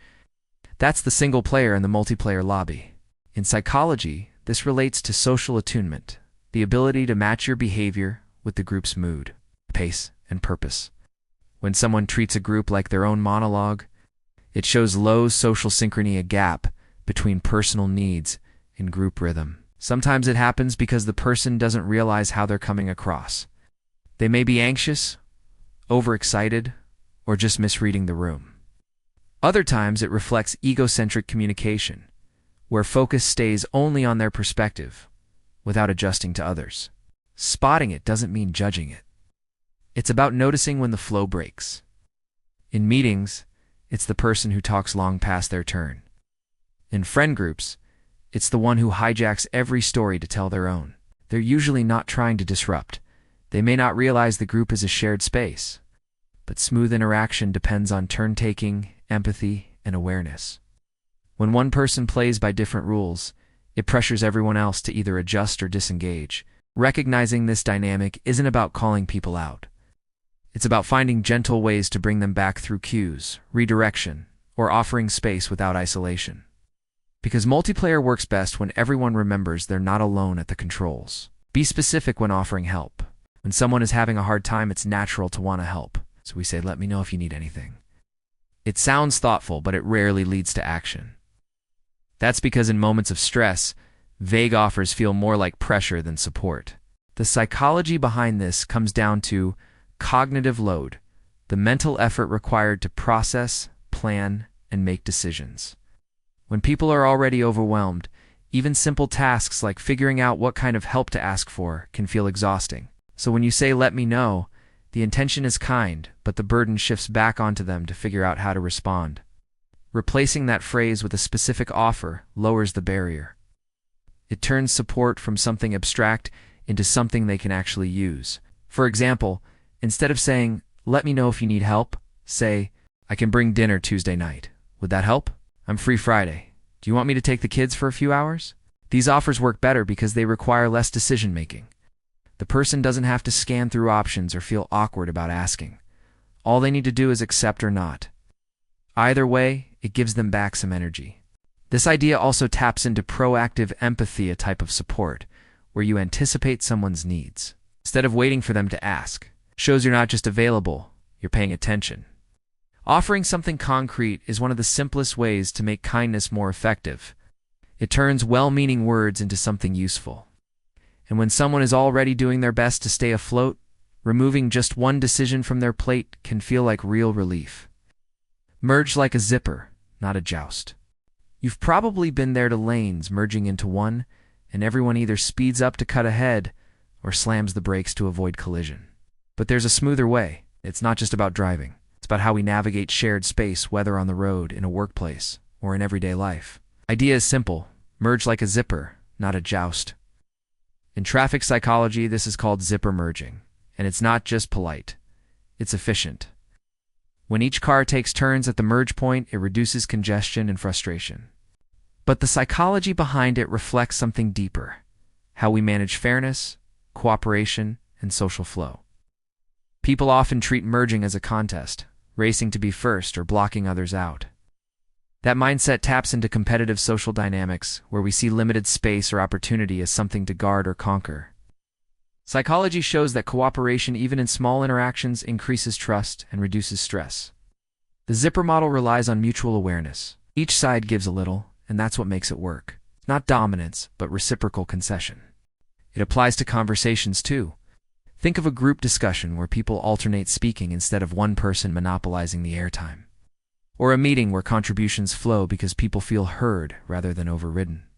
Merging like a zipper is a reminder that systems, whether mechanical or social, run better when everyone understands timing, respect, and shared movement. It's not about slowing down or giving up your space. It's about syncing with others, so no one has to fight just to belong. And that small shift, on the road or in a room, makes everything run smoother. Not because one side wins, but because both sides move forward together. Don't interrupt joy with skepticism. When someone's eyes light up, talking about a new idea, a plan, or a small win, they're sharing more than just information. They're inviting you into their excitement. Don't interrupt joy with skepticism is a reminder to be careful with how we respond to other people's enthusiasm. It's easy to jump in with questions, concerns, or caveats. And often it comes from a good place, wanting to be realistic, helpful, or protective. But in that moment, those reactions can feel more like resistance than support. Joy is fragile, especially in its early stages. When someone shares something that makes them feel alive, they're in a vulnerable state. Cutting that down with a doubtful, "Are you sure that'll work?" or a dismissive, "That's been done before," can feel like a splash of cold water on a warm moment. This doesn't mean abandoning critical thinking. there's a time for questions. But early joy, especially the kind people share freely, isn't always asking for feedback. It's asking for a witness. When you respond with shared energy, even a small smile or a "that's awesome," you help build emotional safety. That safety encourages openness, creativity, and deeper trust. Consider a kid excitedly explaining a wild invention. The worst thing you can do is immediately correct the physics. Adults are no different. We still need space to dream before we edit. The psychology is simple: joy fuels motivation. Interrupting it with doubt too early can shut someone down before they've even started, so let the joy breathe. There's room later for reality checks, but first meet the moment where it is alive, excited, and hopeful. Lead with questions, not conclusions. You're in a conversation and something feels off. Maybe a comment lands wrong or the other person sounds distant. Without even thinking, your mind starts building a story about their attitude, their motives, or what they must be thinking. It happens fast and it often feels true, but it's not always accurate. Lead with questions, not conclusions, is about slowing that process down. In psychology, we tend to make what's called attributions mental shortcuts that explain other people's behavior. The problem is we usually assume intent based on limited information, and those assumptions can derail communication before it really begins. Instead of saying "you're mad at me, aren't you?" question-first approach sounds more like, "Did I say something that came out wrong?" It doesn't accuse, it invites. That small difference can turn a tense exchange into a chance for clarity. This works especially well in relationships, personal, professional, or otherwise. If a coworker misses a deadline, the reflex might be to assume laziness or disinterest. But leading with a question, "Is there something that got in the way?" opens the door for context you might not have considered. Asking first shows that you're prioritizing understanding over judgment. It also lowers defensiveness in the person you're talking to. When people feel safe from blame, they're more likely to be honest. The conversation becomes productive rather than reactive. This shift doesn't require a dramatic change in behavior, just a habit of pausing before labeling. Place assumptions with curiosity. That one habit can make difficult conversations smoother and good conversations even more meaningful. Hold the elevator. Even if you're in a rush, you're stepping into an elevator, you're late, the doors are closing, and just as they begin to shut, someone rounds the corner. You have a choice. Press the open button or let it slide shut. Holding the elevator, even when you're in a rush, it's a small act, but it reveals a lot about how we balance personal urgency with social empathy. Psychologically, this taps into what's known as pro-social behavior actions, intended to benefit others even at a slight cost to ourselves. What makes this moment interesting is the tension. You're not being asked for much, just a second or two, yet your brain primed for efficiency and urgency might resist. Social psychology shows that when we feel rushed, our capacity for empathy shrinks. The famous Good Samaritan experiment revealed that people in a hurry are far less likely to help others, even when the need is clear. But resisting that instinct, choosing to pause, to make eye contact, to hold the elevator, restores a small piece of social trust. It shows that speed doesn't have to override kindness. It builds something called moral elevation, the warm, inspired feeling we get when we witness or perform an altruistic act. From a practical standpoint, you're still on the same ride. You're still heading to the same floor. But for that one other person, your pause might mean not being late, not feeling excluded, not being left behind.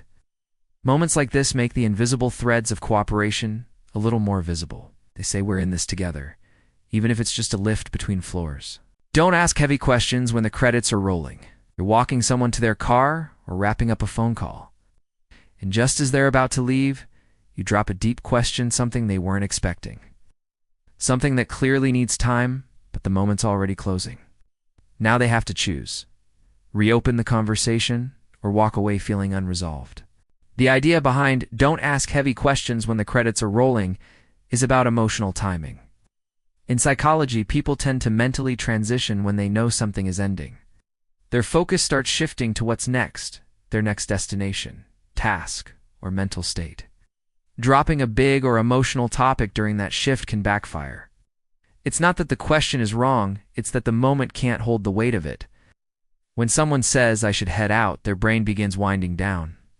That's when energy levels dip, attention narrows, and emotional bandwidth shrinks. Don't ask heavy questions at the end. For example, if a friend is putting on their coat, and you suddenly say, Do you ever think you'll forgive your parents? You've changed the emotional setting without warning? They're no longer in a space to engage, even if the question matters. This happens at work too. At the end of meetings, or just before signing off a call, throwing in a critical point or a personal concern can make it harder for others to respond thoughtfully. It catches them mid-transition. Good communication doesn't just depend on what you say, it depends on when you say it. Saving big topics for the middle of the conversation, when both people are still present, and focus creates space for depth. Because heavy questions deserve attention, and attention needs the right conditions to show up. Let someone stay mad without fixing it. When someone's upset, the urge to fix it kicks in fast. We want to calm them down, talk it out, or move things along. But not every emotion needs repair. Sometimes the most supportive thing you can do is let someone stay mad without trying to make it disappear.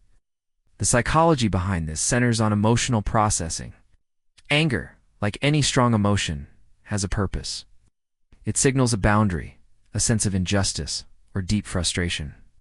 When we rush to smooth it over by offering solutions, minimizing it, or asking them to calm down, we can unintentionally invalidate what they're feeling. Letting someone stay mad doesn't mean you agree with them. It means respecting their right to feel what they feel. Emotions aren't switches. They take time to settle. Trying to force someone out of anger too quickly usually leads to resistance or shutdown, not resolution. Take a close relationship like a friend or partner. They're venting about a tough day or an argument. Jumping in with logic, it's not a big deal, or just try to let it go can make them feel dismissed. But staying present, even if they're still angry, sends a different message. I can handle this. Don't have to censor yourself. Psychologically, this helps build emotional resilience and relational trust. It shows that people don't need to manage your comfort when they're upset. They can move through anger without fearing judgment, conflict, or abandonment. Giving someone permission to be mad without rushing them toward resolution doesn't mean you're passive. It means you're patient. And that patience can be what allows the emotion to run its course. So it doesn't get buried, redirected, or turned into something harder to reach later. Don't ask what's wrong if you won't sit with the answer. When someone looks upset, it's easy to ask what's wrong. It sounds caring, and sometimes it is. But if you're not prepared to stay present for the full answer, that question can do more harm than good. The idea behind don't ask what's wrong if you won't sit with the answer is about emotional availability. In psychology, this connects to emotional responsiveness, your ability to not just notice distress, but to engage with it in a way that feels safe and supportive for the other person. Asking what's wrong opens a door. If the other person walks through a tiff, they start to share something difficult, and you change the subject, look away, or respond with quick advice, the result can feel invalidating. It says I wanted the short version, not the real one. This happens often in fast-paced environments. At work, someone asks out of habit, not readiness.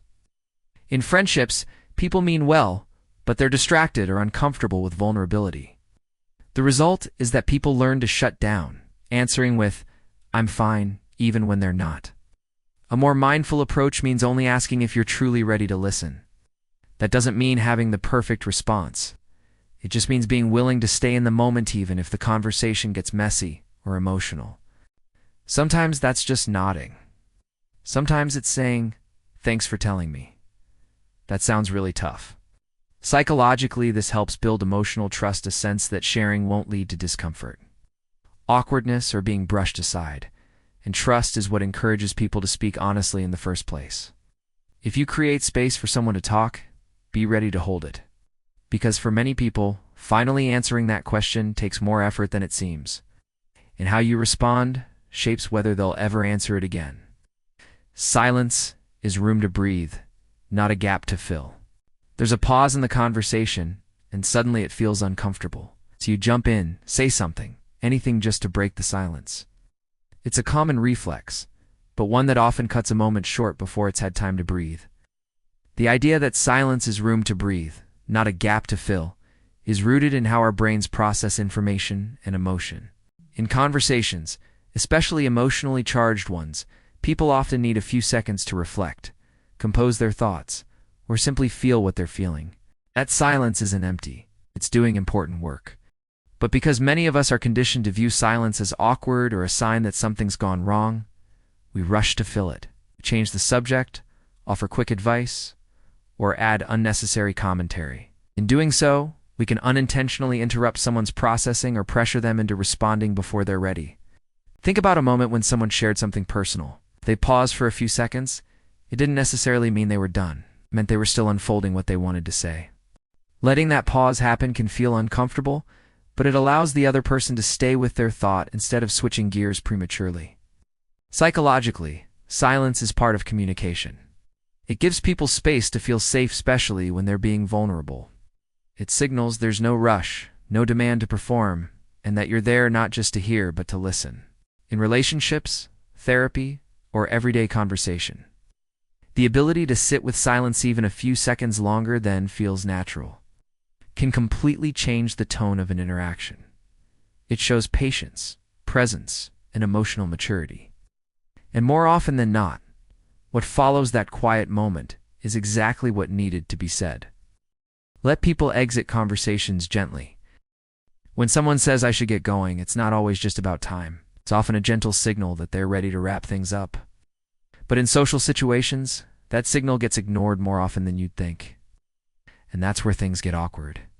Let people exit conversations gently is a social and psychological cue that's easy to miss but important to understand. In everyday interactions, whether it's a phone call, a coffee chat, or a casual catch-up, there's often a moment when one person starts sending soft signals that they're ready to leave. They might check the time, shift their body, or say something like, "Well, anyway." These are quiet ways of closing the loop. Ignoring those cues by starting a new topic or stretching the conversation further can make people feel trapped. It shifts the tone from friendly to forced. And the more this happens, the more emotionally tiring these interactions become over time. Psychologically, this relates to autonomy. People want to feel like they can manage their own time and energy without needing to defend it. If exiting a conversation turns into a negotiation or a guilt trip, it chips away at that autonomy. Letting someone leave gently doesn't mean ending things abruptly. It just means recognizing the cues, responding with warmth, and making the exit feel easy. A quick, sincere "it was great talking to you," or "let's catch up again soon," gives people permission to go without tension. This small shift in awareness can make conversations more respectful and sustainable, especially in friendships or work settings, where energy and time are often stretched thin, because knowing when to let someone go is just as important as knowing how to hold a good conversation. If you see someone eating alone, smile. You walk into a cafeteria, a cafe, maybe a food court. Tables are filled with conversation, except one. There, someone eats alone, eyes down, maybe scrolling, maybe just focused on their food. It's easy to look past them. But what if you didn't? A simple smile in that moment can shift an entire emotional atmosphere. Psychologically, it's rooted in social connection, cue subtle signals that communicate inclusion and belonging. Humans are wired for these. Even fleeting micro-interactions like eye contact or a quick nod register in the brain as validation. Eating alone can feel vulnerable. It's one of those small settings where people may be more aware of being seen or ignored. Social psychology calls this the spotlight effect. I often believe others are noticing us more than they really are. But for someone sitting solo, the spotlight can feel real. A smile doesn't fix loneliness, doesn't turn a stranger into a friend, but it does say you're seen, and that's not trivial. Research on emotional well-being shows that casual social gestures, known as weak ties, can significantly boost mood. You don't need deep conversation to make a difference, just warmth, just recognition. It's also a form of social permission. When you smile at someone eating alone, you're not pitying them. You're telling them their presence is just as valid as anyone else's, that they're not out of place. In a world that often rushes past the quiet corners, that small act of acknowledgement can land like a light on a dark surface. It asks nothing in return. It's over in a second. But sometimes, a second is all someone needs to feel a little less invisible. Describe impact before intent. You say something you didn't mean to hurt anyone, but someone ends up hurt anyway. Your first instinct might be to explain, "That's not what I meant. I was just joking." But in moments like that, there's something more helpful to do first. Describe the impact before the intent. In psychology, this ties into how people process conflict.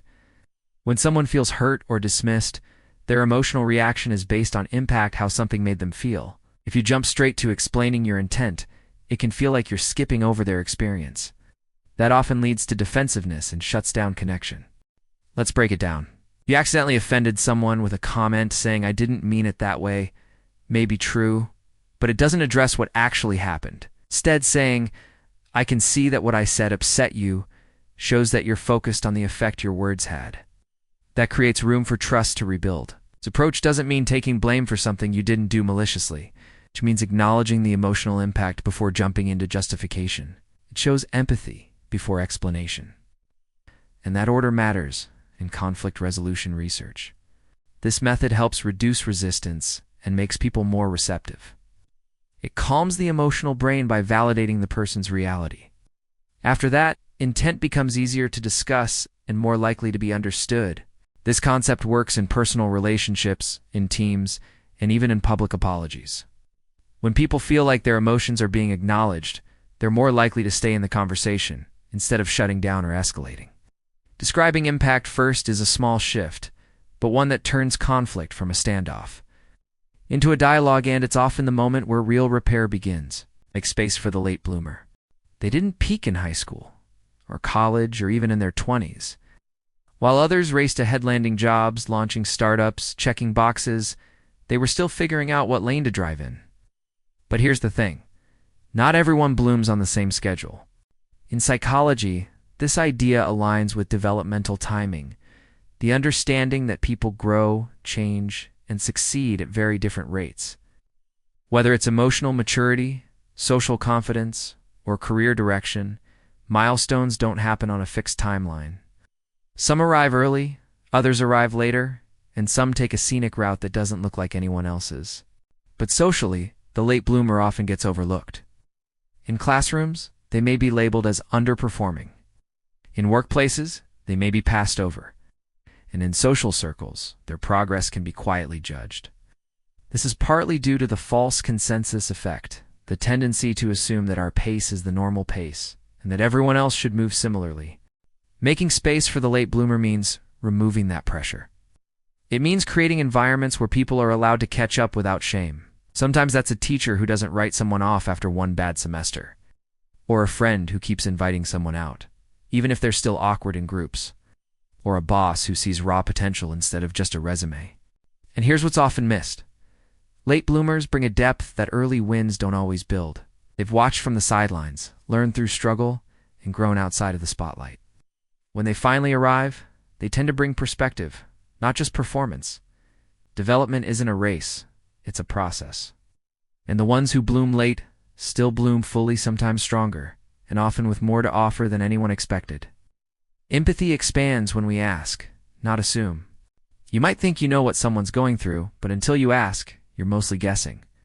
Empathy is often talked about as the ability to put yourself in someone else's shoes. But psychology reminds us that without real input from the other person, we're just imagining what it might feel like. And our imagination, no matter how well-meaning, is shaped by our own biases, history, and experiences, not theirs. That's why asking is so important. When you ask instead of assume, "What was that like for you?" or "Do you want to talk about it?" you open the door to understanding instead of projecting. It may seem like a small shift, but it can change the entire emotional landscape of a conversation. You're not trying to be a mind reader. You're giving someone space to speak in their own words. In psychological terms, this reflects what's called cognitive empathy understanding, what someone thinks and feels by actively listening. Research shows that asking questions, especially open-ended ones, leads to more accurate insights and stronger emotional connection. It's the difference between thinking "I bet they feel embarrassed" versus hearing "I felt ignored, not embarrassed," which might totally reframe how you respond. This matters everywhere, at work and friendships, even in small daily moments. When we assume, we oversimplify people. When we ask, we see their complexity. And that complexity is where empathy really grows. So instead of trying to fill in someone's story for them, offer them the mic. You'll often be surprised, not just by what they say, but by how much more human they become the moment we let them speak for themselves. Credit original sources. History has enough erasers. Someone once had to be the first to say it, test it, or risk being wrong. Giving credit honors that moment. In psychology, attribution matters not just for ideas but for dignity. When we credit original sources, we're doing more than citing facts. We're reinforcing the value of intellectual labor, especially from voices that history often overlooks. Psychologists call this source memory, our ability to recall where information came from. But culturally, source memory can get fuzzy. Ideas travel fast, quotes get trimmed, and authorship blurs. And when names vanish, so does recognition, trust, and progress. Because if you never know who actually made the breakthrough, you might also miss where it came from and what other insights that voice could offer. This isn't about academic formality, it's about fairness. In every field, many contributions by marginalized groups have been absorbed without credit. From discoveries in neuroscience to practices in therapy, history is full of ideas that gain traction only after being repeated by more acceptable figures. Giving credit builds integrity. It teaches respect, and it also shows others that their voices might matter, too, that speaking up might actually lead somewhere. Whether it's a classroom idea, a social media post, or a team project, acknowledgement creates trust. It tells people, your work is seen and it counts. At the end of the day, erasure isn't just about the past. It shapes who gets heard in the present. When you name the source, you reinforce a culture where ideas aren't just borrowed, they're honored. And that small gesture keeps more minds in the conversation. Being right is less important than being kind. Arguments often spiral not because of what was said, but because of how badly each side needed to be right. It's a pattern that shows up everywhere in relationships, online debates, and even small talk. But there's a simple truth at the heart of it. Being right is less important than being kind. This idea centers on the psychology of communication and emotional regulation. In the middle of a disagreement, the brain often moves into what's called a defensive state. The goal shifts from understanding to winning.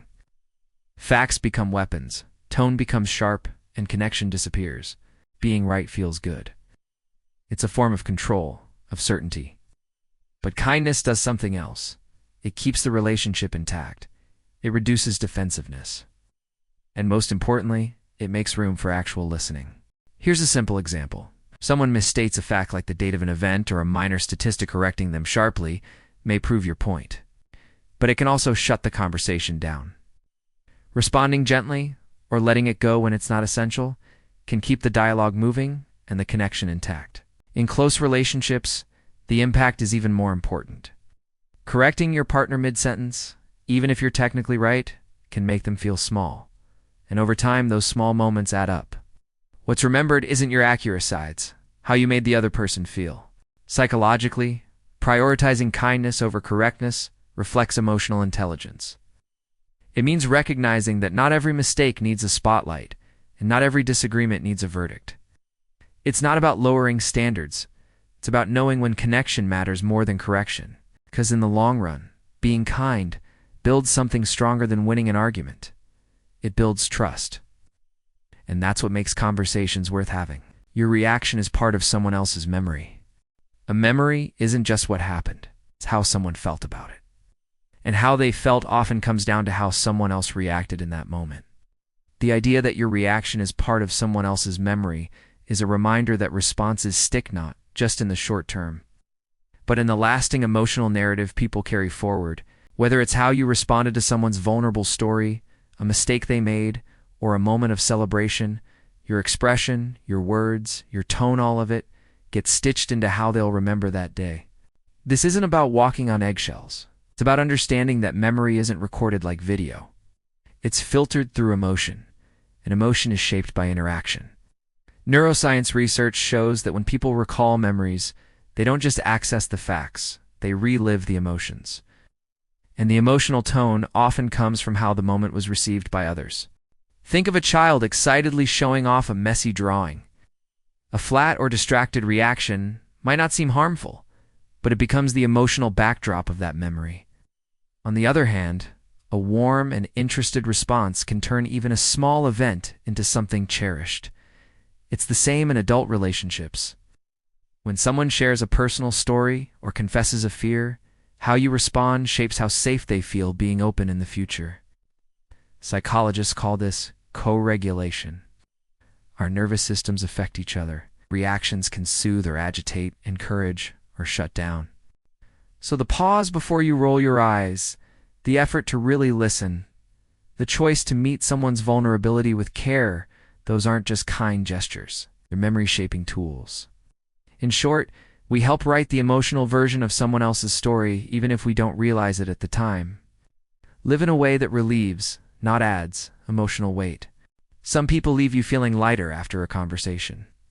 Others leave you carrying something extra. To live in a way that relieves, not adds. Emotional weight is about the kind of psychological footprint we leave behind in everyday interactions. It's less about dramatic actions and more about small, repeated choices: how we speak, how we listen, and how we respond under pressure. Psychologists often talk about emotional contagion, the idea that moods and stress can spread from person to person. But it works both ways. Calm, kindness, and emotional steadiness are just as contagious. When someone stays grounded in a tough moment, they make it easier for others to do the same. When someone validates rather than dismisses a feeling, they give permission for honesty without shame. Living this way doesn't mean avoiding conflict or pretending everything's fine. It means showing up with emotional intention. Do your words increase someone's sense of fear or help clarify it? Does your silence create uncertainty or offer space for reflection? Take work environments, for example. A leader who handles bad news with transparency and calm helps the team process without panic. In friendships, simply listening without rushing to fix can relieve more pressure than advice ever could. Even physical presence matters.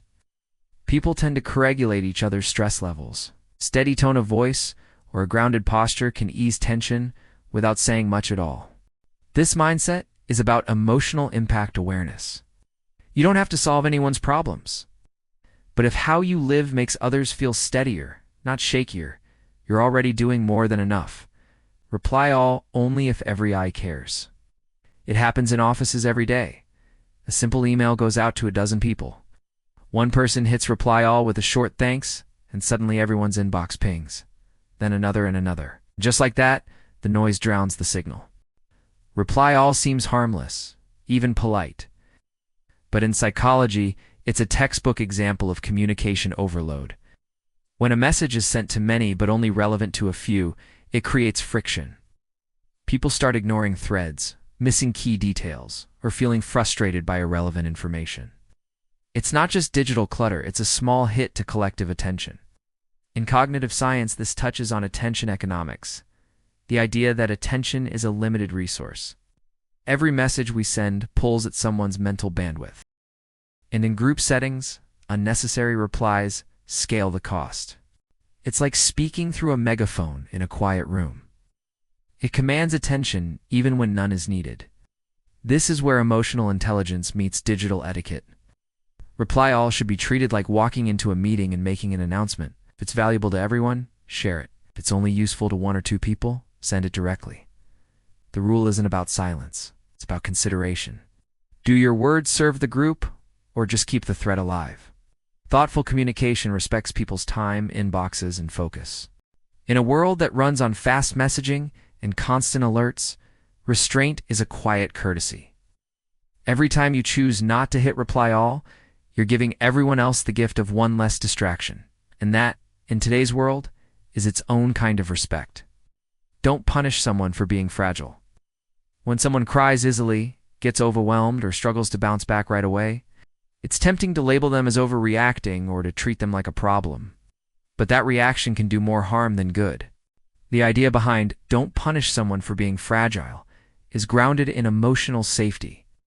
Fragility in this context doesn't mean weakness. It means sensitivity to stress, emotional pain, or change. For some people, emotional intensity is part of how they process the world. And when they're met with judgment or frustration, instead of patience, it adds a second layer of distress shame. Psychologically, this ties into what's called emotional invalidation. That's when someone's feelings are dismissed, minimized, or punished. It can sound like you're too sensitive, or it's not that big of a deal. The message received is that their emotional responses are wrong or inconvenient, which can lead to anxiety, self-doubt, and emotional shutdown. Let's say a coworker breaks down after getting unexpected feedback. Responding with sarcasm or impatience may seem efficient, but it teaches them one thing: don't show emotion here. Over time, This creates a work environment where people bottle things up, avoid asking for help, or disengage entirely. The alternative isn't to walk on eggshells, it's to respond with basic support. A calm voice, a few minutes of listening, or even just not piling on can be enough. It's about treating emotional vulnerability as something to meet, not manage. Fragility isn't permanent. People recover better when they're allowed to feel safe while they're struggling. And the way others respond during those moments plays a big role in how quickly they regain their strength. Compassion doesn't mean lowering expectations.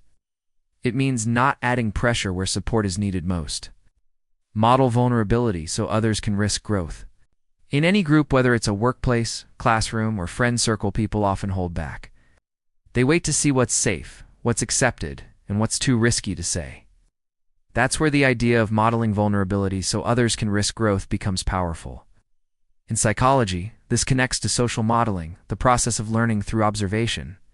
People take cues from those around them, especially those in leadership roles. If the environment feels closed or overly polished, most people will play it safe. But when someone openly shares a mistake, admits uncertainty, or speaks about something personal, it sends a different signal. It's okay to be real here. Vulnerability is often misunderstood as weakness. In reality, it's about emotional openness, being honest about fears, failures, or limitations without collapsing under them. When someone models this, it creates psychological safety, a term researchers use to describe environments where people feel safe enough to take interpersonal risks. For example, a manager who admits, "I missed something important in that report last week," makes it easier for the team to own their own learning curves. A teacher who says, "I used to struggle with this concept too," encourages students to ask questions without shame. Even a friend who says, "I've been having a tough week," makes it safer for others to drop their guard. This kind of modeling shifts group dynamics. It reduces fear of judgment and increases collaboration, creativity, and resilience. People stop trying to look perfect and start showing up honestly, which is where real growth happens. Leading with vulnerability doesn't mean oversharing. It means being willing to go first. Because in human groups, permission often travels silently, and the person who opens up first gives everyone else a little more room to grow. Don't be the first one to laugh at your own joke. Sometimes what you say is funny, but when you rush to laugh at it before anyone else does, something shifts. It's no longer about the moment. It becomes about your need for reassurance. Don't be the first one to laugh at your own joke isn't a rule about humor. It's about timing, trust, and the subtle psychology of connection. When someone tells a joke and immediately bursts into laughter, it can come across less like confidence and more like nervousness. It's a preemptive move, cutting off the chance of silence by filling it first. But in doing so, it often interrupts the natural rhythm of social interaction. Laughter in groups is contagious because it's shared. It spreads when people feel in sync. That sync can be broken when one person is trying too hard to lead it. Think about a good comedian. They wait. They land the line and let the audience come to it. The power of pause in conversation. That pause, that's where the magic builds. In everyday conversation, it works the same way. There's also a deeper layer. Laughing at your own joke too early can signal insecurity. It can seem like you're asking for approval before others have even had a chance to respond. On the other hand, holding back even just for a beat suggests confidence. It shows you're comfortable enough to let the moment land on its own. Of course, sharing a chuckle is human. But when your laughter jumps ahead of everyone else's, it's no longer a shared reaction, it's a cue. And sometimes that cue says more about how you feel than what you said. In conversations, timing speaks louder than words. And humor, when trusted to breathe, often travels farther. Let others outgrow your memory of them. Let others outgrow your memory of them is about allowing people the space to evolve, even if it disrupts the way we've come to understand them. Psychologically, it's common to lock people into fixed identities, especially those we've known for a long time: a shy sibling, a flaky friend, a difficult coworker. Once we've labeled someone, we tend to filter new behavior through that old lens. This is called confirmation bias. We pay more attention to evidence that supports our existing beliefs and ignore what contradicts them. But people aren't static. Experiences, setbacks, therapy, even a new environment, these can all shift the way someone moves through the world. When we resist updating our view of them, We're not just limiting them, we're distorting reality. You might notice this in small ways. Someone who used to avoid responsibility is now stepping up, but no one acknowledges it. A person who once struggled with communication is clearly trying, but their effort gets dismissed. That disconnect can feel frustrating for the person growing, because even when they've done the work, they're still being held to a past they've outgrown. Letting someone outgrow your memory of them means checking your assumptions, watching what they do now, not just what they did then. And maybe even allowing the relationship to be something different too. Growth doesn't always come with announcements. Sometimes the only clue is a pattern that quietly changes. And when we recognize it without dragging the past back in, we make room for something healthier for them and for us. Answer the call, even if it's awkward. There are some calls you don't expect. An old friend reaching out after years, colleague who never calls suddenly ringing your phone, family member messaging at an odd hour. And sometimes the easiest response is to let it ring. But answering, even when it feels awkward, can matter more than it seems. Psychologically, when people reach out, especially unexpectedly or clumsily, they're often doing so from a vulnerable place. Maybe they don't know how to say what they really mean. Maybe they're trying to bridge a gap they weren't sure could be crossed. The message might not be perfect, but the act itself is significant. Avoidance often feels safer. We tell ourselves it's not the right time, that we'll respond later, or that it's probably not important. But in psychology, avoidance rarely leads to clarity. It usually feeds anxiety. The longer we leave those moments hanging, the harder they become to revisit. Even a short reply, a brief answer, or a simple, "Hey, I saw this. What's up?" sends a message back. "I'm here. I saw you reach out." This isn't about keeping every door open forever. It's about understanding that our responses shape emotional safety. Ignoring a message may feel neutral, but it's rarely received that way. The brain tends to interpret silence as rejection or disconnection if it wasn't intended. Answering the call literally or metaphorically doesn't mean diving into a long conversation. It means recognizing that human connection often starts messily, awkwardly, and unpredictably. And a simple acknowledgement can be the difference between a missed opportunity and a rebuilt bridge. In a world that often values efficiency over empathy, sometimes the kindest thing you can do is pick up, pause, and listen just for a moment. Hold space instead of holding court. You're in a conversation. Someone starts opening up, and before long it's turned into a lecture about your experience, your opinion, your advice. That happens easily, even with good intentions. But it's the difference between holding court and holding space. Holding space is a psychology-informed approach to supporting someone emotionally without trying to steer, solve, or center yourself. It means creating a safe, open environment where someone can speak freely and process what they're feeling without interruption or judgment. In contrast, holding court is when the listener takes control of the conversation, often by offering too much advice, personal stories, or constant analysis. It may feel helpful in the moment, but it shifts the spotlight away from the person who actually needed to be heard. For example, someone says, "I've been feeling disconnected lately." A person holding court might immediately respond with, "I know what you mean. That happened to me last year when I started my new job, and here's what I did." That kind of response sounds supportive on the surface, but it quickly turns the moment into your story. Holding space would look different. It might mean saying, "That sounds hard," then just letting the silence stretch. You're not rushing in with opinions.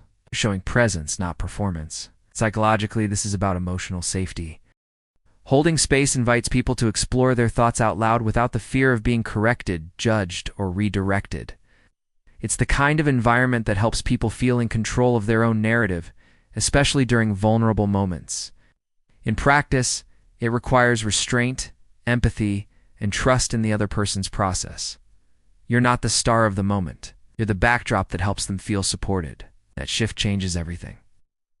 Replace "let me know" with a specific offer. When someone's having a hard time, it's natural to want to help. So we say, "Let me know if you need anything." It sounds thoughtful, but it rarely leads to action. That's because in moments of stress, vague offers feel more like pressure than support. The psychology behind this comes down to cognitive load, the mental effort required to process, plan, and make decisions. When people are overwhelmed, even simple tasks like figuring out what kind of help to ask for can feel exhausting. So when you say, "Let me know," the intention is kind, but the burden shifts back onto them to figure out how to respond. Replacing that phrase with a specific offer lowers the barrier. It turns support from something abstract into something they can actually use. For example, instead of saying, "Let me know if you need help," say, "I can bring dinner Tuesday night, would that help?" Or, "I'm free Friday. Do you want me to take the kids for a few hours?" These offers work better because they require less decision-making. The person doesn't have to scan through options or feel awkward about asking. All they need to do is accept or not. Either way, it gives them back some energy. This idea also taps into proactive empathy, a type of support where you anticipate someone's needs instead of waiting for them to ask. It shows you're not just available, you're paying attention. Offering something concrete is one of the simplest ways to make kindness more effective. It turns well-meaning words into something useful. And when someone is already doing their best to stay afloat, removing just one decision from their plate can feel like real relief. Don't confuse silence with indifference. When someone doesn't respond right away, when they go quiet during a tough moment, it's easy to assume they don't care. But silence doesn't always mean indifference. Sometimes it means they're feeling more than they can say. The idea behind "don't confuse silence with indifference" is rooted in the psychology of emotional regulation. In highest stress or emotionally complex situations, people often pause not because they have nothing to say, but because they're working through what they feel. They may be overwhelmed, unsure how to respond, or afraid of saying the wrong thing. This is especially true in conversations involving grief, conflict, or vulnerability. Silence might look like distance, but inside a lot may be happening. Fear, discomfort, or simply the search for the right words. Reacting to that silence with frustration, assuming someone is cold or uninterested, can widen the gap rather than bridge it. Take a personal example. If you share something painful with a friend and they sit quietly for a while, it might feel like they're ignoring you, but in many cases, they're giving it the weight it deserves. They may be thinking carefully, or holding back to avoid rushing you or saying something unhelpful. This concept also applies to different communication styles. Some people process internally. They don't speak to think, they think first, then speak, and silence is part of that process. Psychologically recognizing this helps preserve empathy. Instead of rushing to fill the quiet or interpret it as disinterest, it allows space for reflection and better responses. People who go silent might be taking you seriously, more seriously than someone who rushes in with the first available reply. Understanding the difference between silence and indifference can keep meaningful connections from being misread or prematurely cut off, because sometimes stillness speaks, just takes longer to hear. Be always humble about success. Success can make people listen to you, but humility makes them respect you. Being consistently humble about success isn't about pretending you didn't work hard or minimizing what you've achieved. It's about how you carry that achievement in a room, in a conversation, or in someone else's story. Psychology points to a subtle but powerful truth. People are more receptive to those who succeed without needing to remind others of it.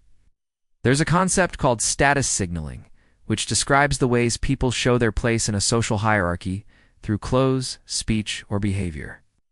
But studies show that people tend to trust and connect more deeply with those who don't constantly signal their status. In fact, those who highlight their flaws or failures alongside their strengths often come across as more authentic. Humility also leaves space for others. When someone shares credit, admits what they don't know, or stays curious despite being accomplished, it shifts the dynamic from competition to collaboration. That alone builds psychological safety, the kind of environment where people feel free to speak up, take risks, and grow. Think about how success stories are told. When someone says, "I got lucky, but I also stayed prepared," it feels grounded. It acknowledges effort while leaving room for context, timing, support, even failure. That honesty makes the success feel more real, not less. And socially, humility acts like gravity. People are drawn toward those who lift others up without inflating themselves. Not because it's performative, but because it shows emotional intelligence. At its core, staying humble about success doesn't mean shrinking yourself. It means being large enough to not need to prove it. Some kindnesses are invisible on purpose. Sometimes the kindest things people do are the ones you never see. They go unnoticed not because they aren't meaningful, but because they're meant to be that way. The idea behind some kindnesses are invisible on purpose is about intentional, quiet acts of support. Psychologically, this connects to what's called prosocial behavior actions intended to benefit others. But unlike grand gestures or public generosity, these actions are designed to avoid attention. The goal isn't recognition, it's relief. In everyday life, this might look like refilling the coffee machine before it runs out, or covering for a coworker's small mistake without making a big deal about it. It might be a friend who checks in with someone they know won't ask for help, or someone who defends you in a room you're not in, without ever mentioning it afterward. These forms of kindness are powerful because they don't create obligation. They don't ask for a thank you, a favor in return, or even acknowledgement. And that's what makes them feel safe to receive. There's no pressure, no spotlight, just a quiet effort to make someone's day a little easier. From a psychological perspective, invisible kindness can reduce social stress. People are often wary of being seen as a burden, or being put in a position where they have to express gratitude. When kindness happens without those expectations, it's more likely to be felt as genuine care, not social transaction. In group settings, these invisible acts build trust and cohesion over time. They create a baseline of support that doesn't need to be announced to be effective. And while they may go unseen by most, they often leave a lasting impression on the one person they were meant for. Assume there's a hard first draft behind every "I'm fine." Someone says "I'm fine," but their voice is flat, their shoulders are tense, and they won't meet your eyes. You nod, maybe smile, and move on. But deep down you know something doesn't feel right. It's the idea behind "assume there's a hard first draft behind every "I'm fine" is rooted in how people cope with difficult emotions. When someone says those two words, it's often not the full truth. It's the version that felt safe enough to say out loud. In psychology, this is related to emotional filtering. People don't always express what they're really feeling, especially when those feelings are complicated, raw, or still being sorted out. "I'm fine" is often the placeholder. Something that buys time or protects the speaker from going deeper before they're ready. Think of it like writing. The first draft isn't polished. It's messy, hesitant, sometimes full of half-formed thoughts.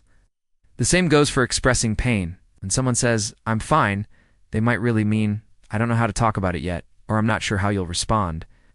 This doesn't mean you need to pry or push. What it means is listen more carefully.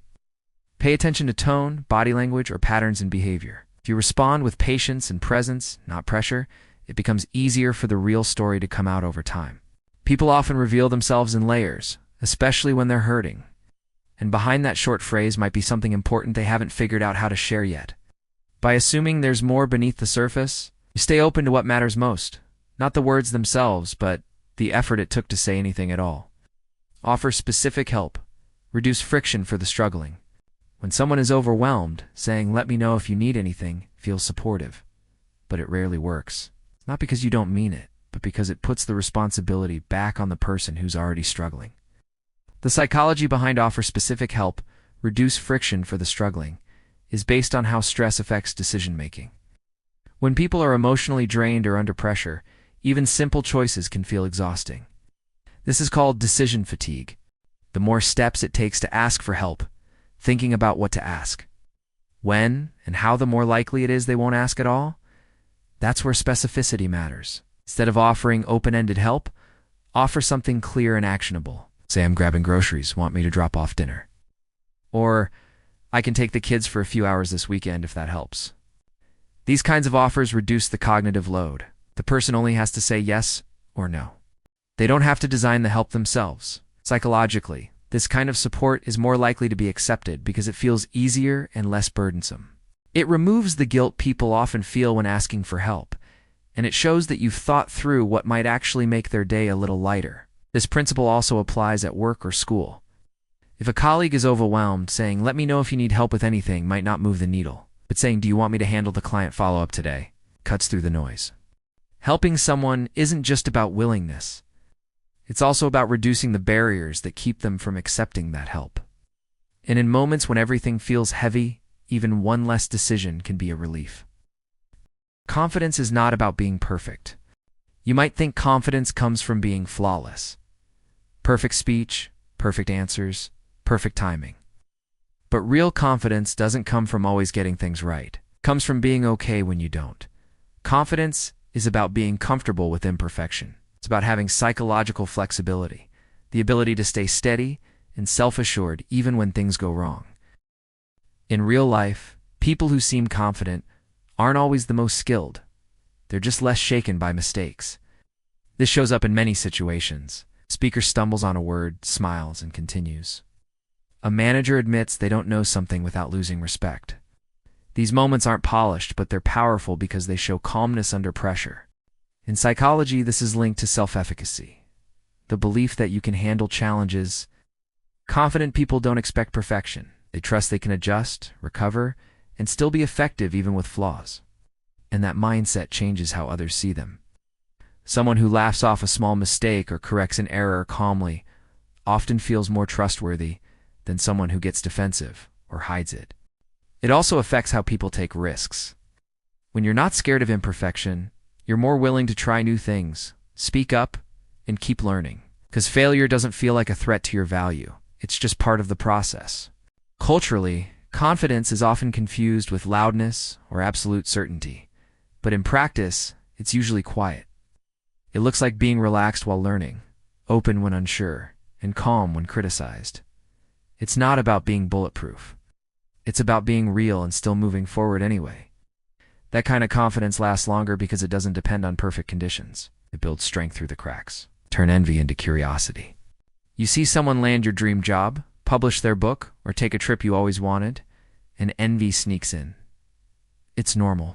But psychology suggests a better way to use that feeling. Turn envy into curiosity. Ask yourself, how did they do that? Envy is a social emotion. It appears when we compare ourselves to others and feel like we're falling short. If left unchecked, it can become resentment or self-doubt. But reframed, envy can point to what matters most to you and push you to grow. The key is shifting from judgment to learning. Instead of saying they don't deserve that or I'll never get there, ask, what steps did they take? This creates a learning mindset, which psychology calls active comparison. It lowers emotional reactivity and helps you focus on strategies instead of status. For example, if a colleague gets promoted, envy may spark frustration. But curiosity asks, did they take on extra projects? Did they build strong relationships with leadership? These questions turn jealousy into insights you can act on. This also applies to creative work. Instead of feeling threatened by someone's success, curiosity leads you to ask, what's working about their approach? What could I try differently? That shift keeps you engaged and motivated rather than discouraged or competitive. Psychology shows this builds a growth mindset and self-driven learning. It reminds you that success is usually a process, not a mystery. The people who seem far ahead often started where you are, asking better questions, one step at a time. Envy might grab your attention, but curiosity is what turns it into progress. Some things need witness, not repair. Someone vents about a breakup, a loss, or a terrible week. Your first instinct might be to fix it, offer advice, suggest solutions, try to make it better. But sometimes that instinct misses the real need. Some things want witness, not repair. This is about understanding what emotional support truly looks like.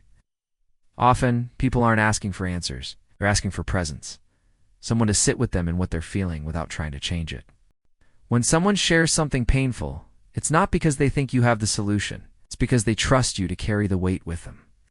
Trying to fix it too quickly can feel like you're dismissing their feelings, even if you mean well. For example, a friend says, I still think about my dad every day, and it hits out of nowhere.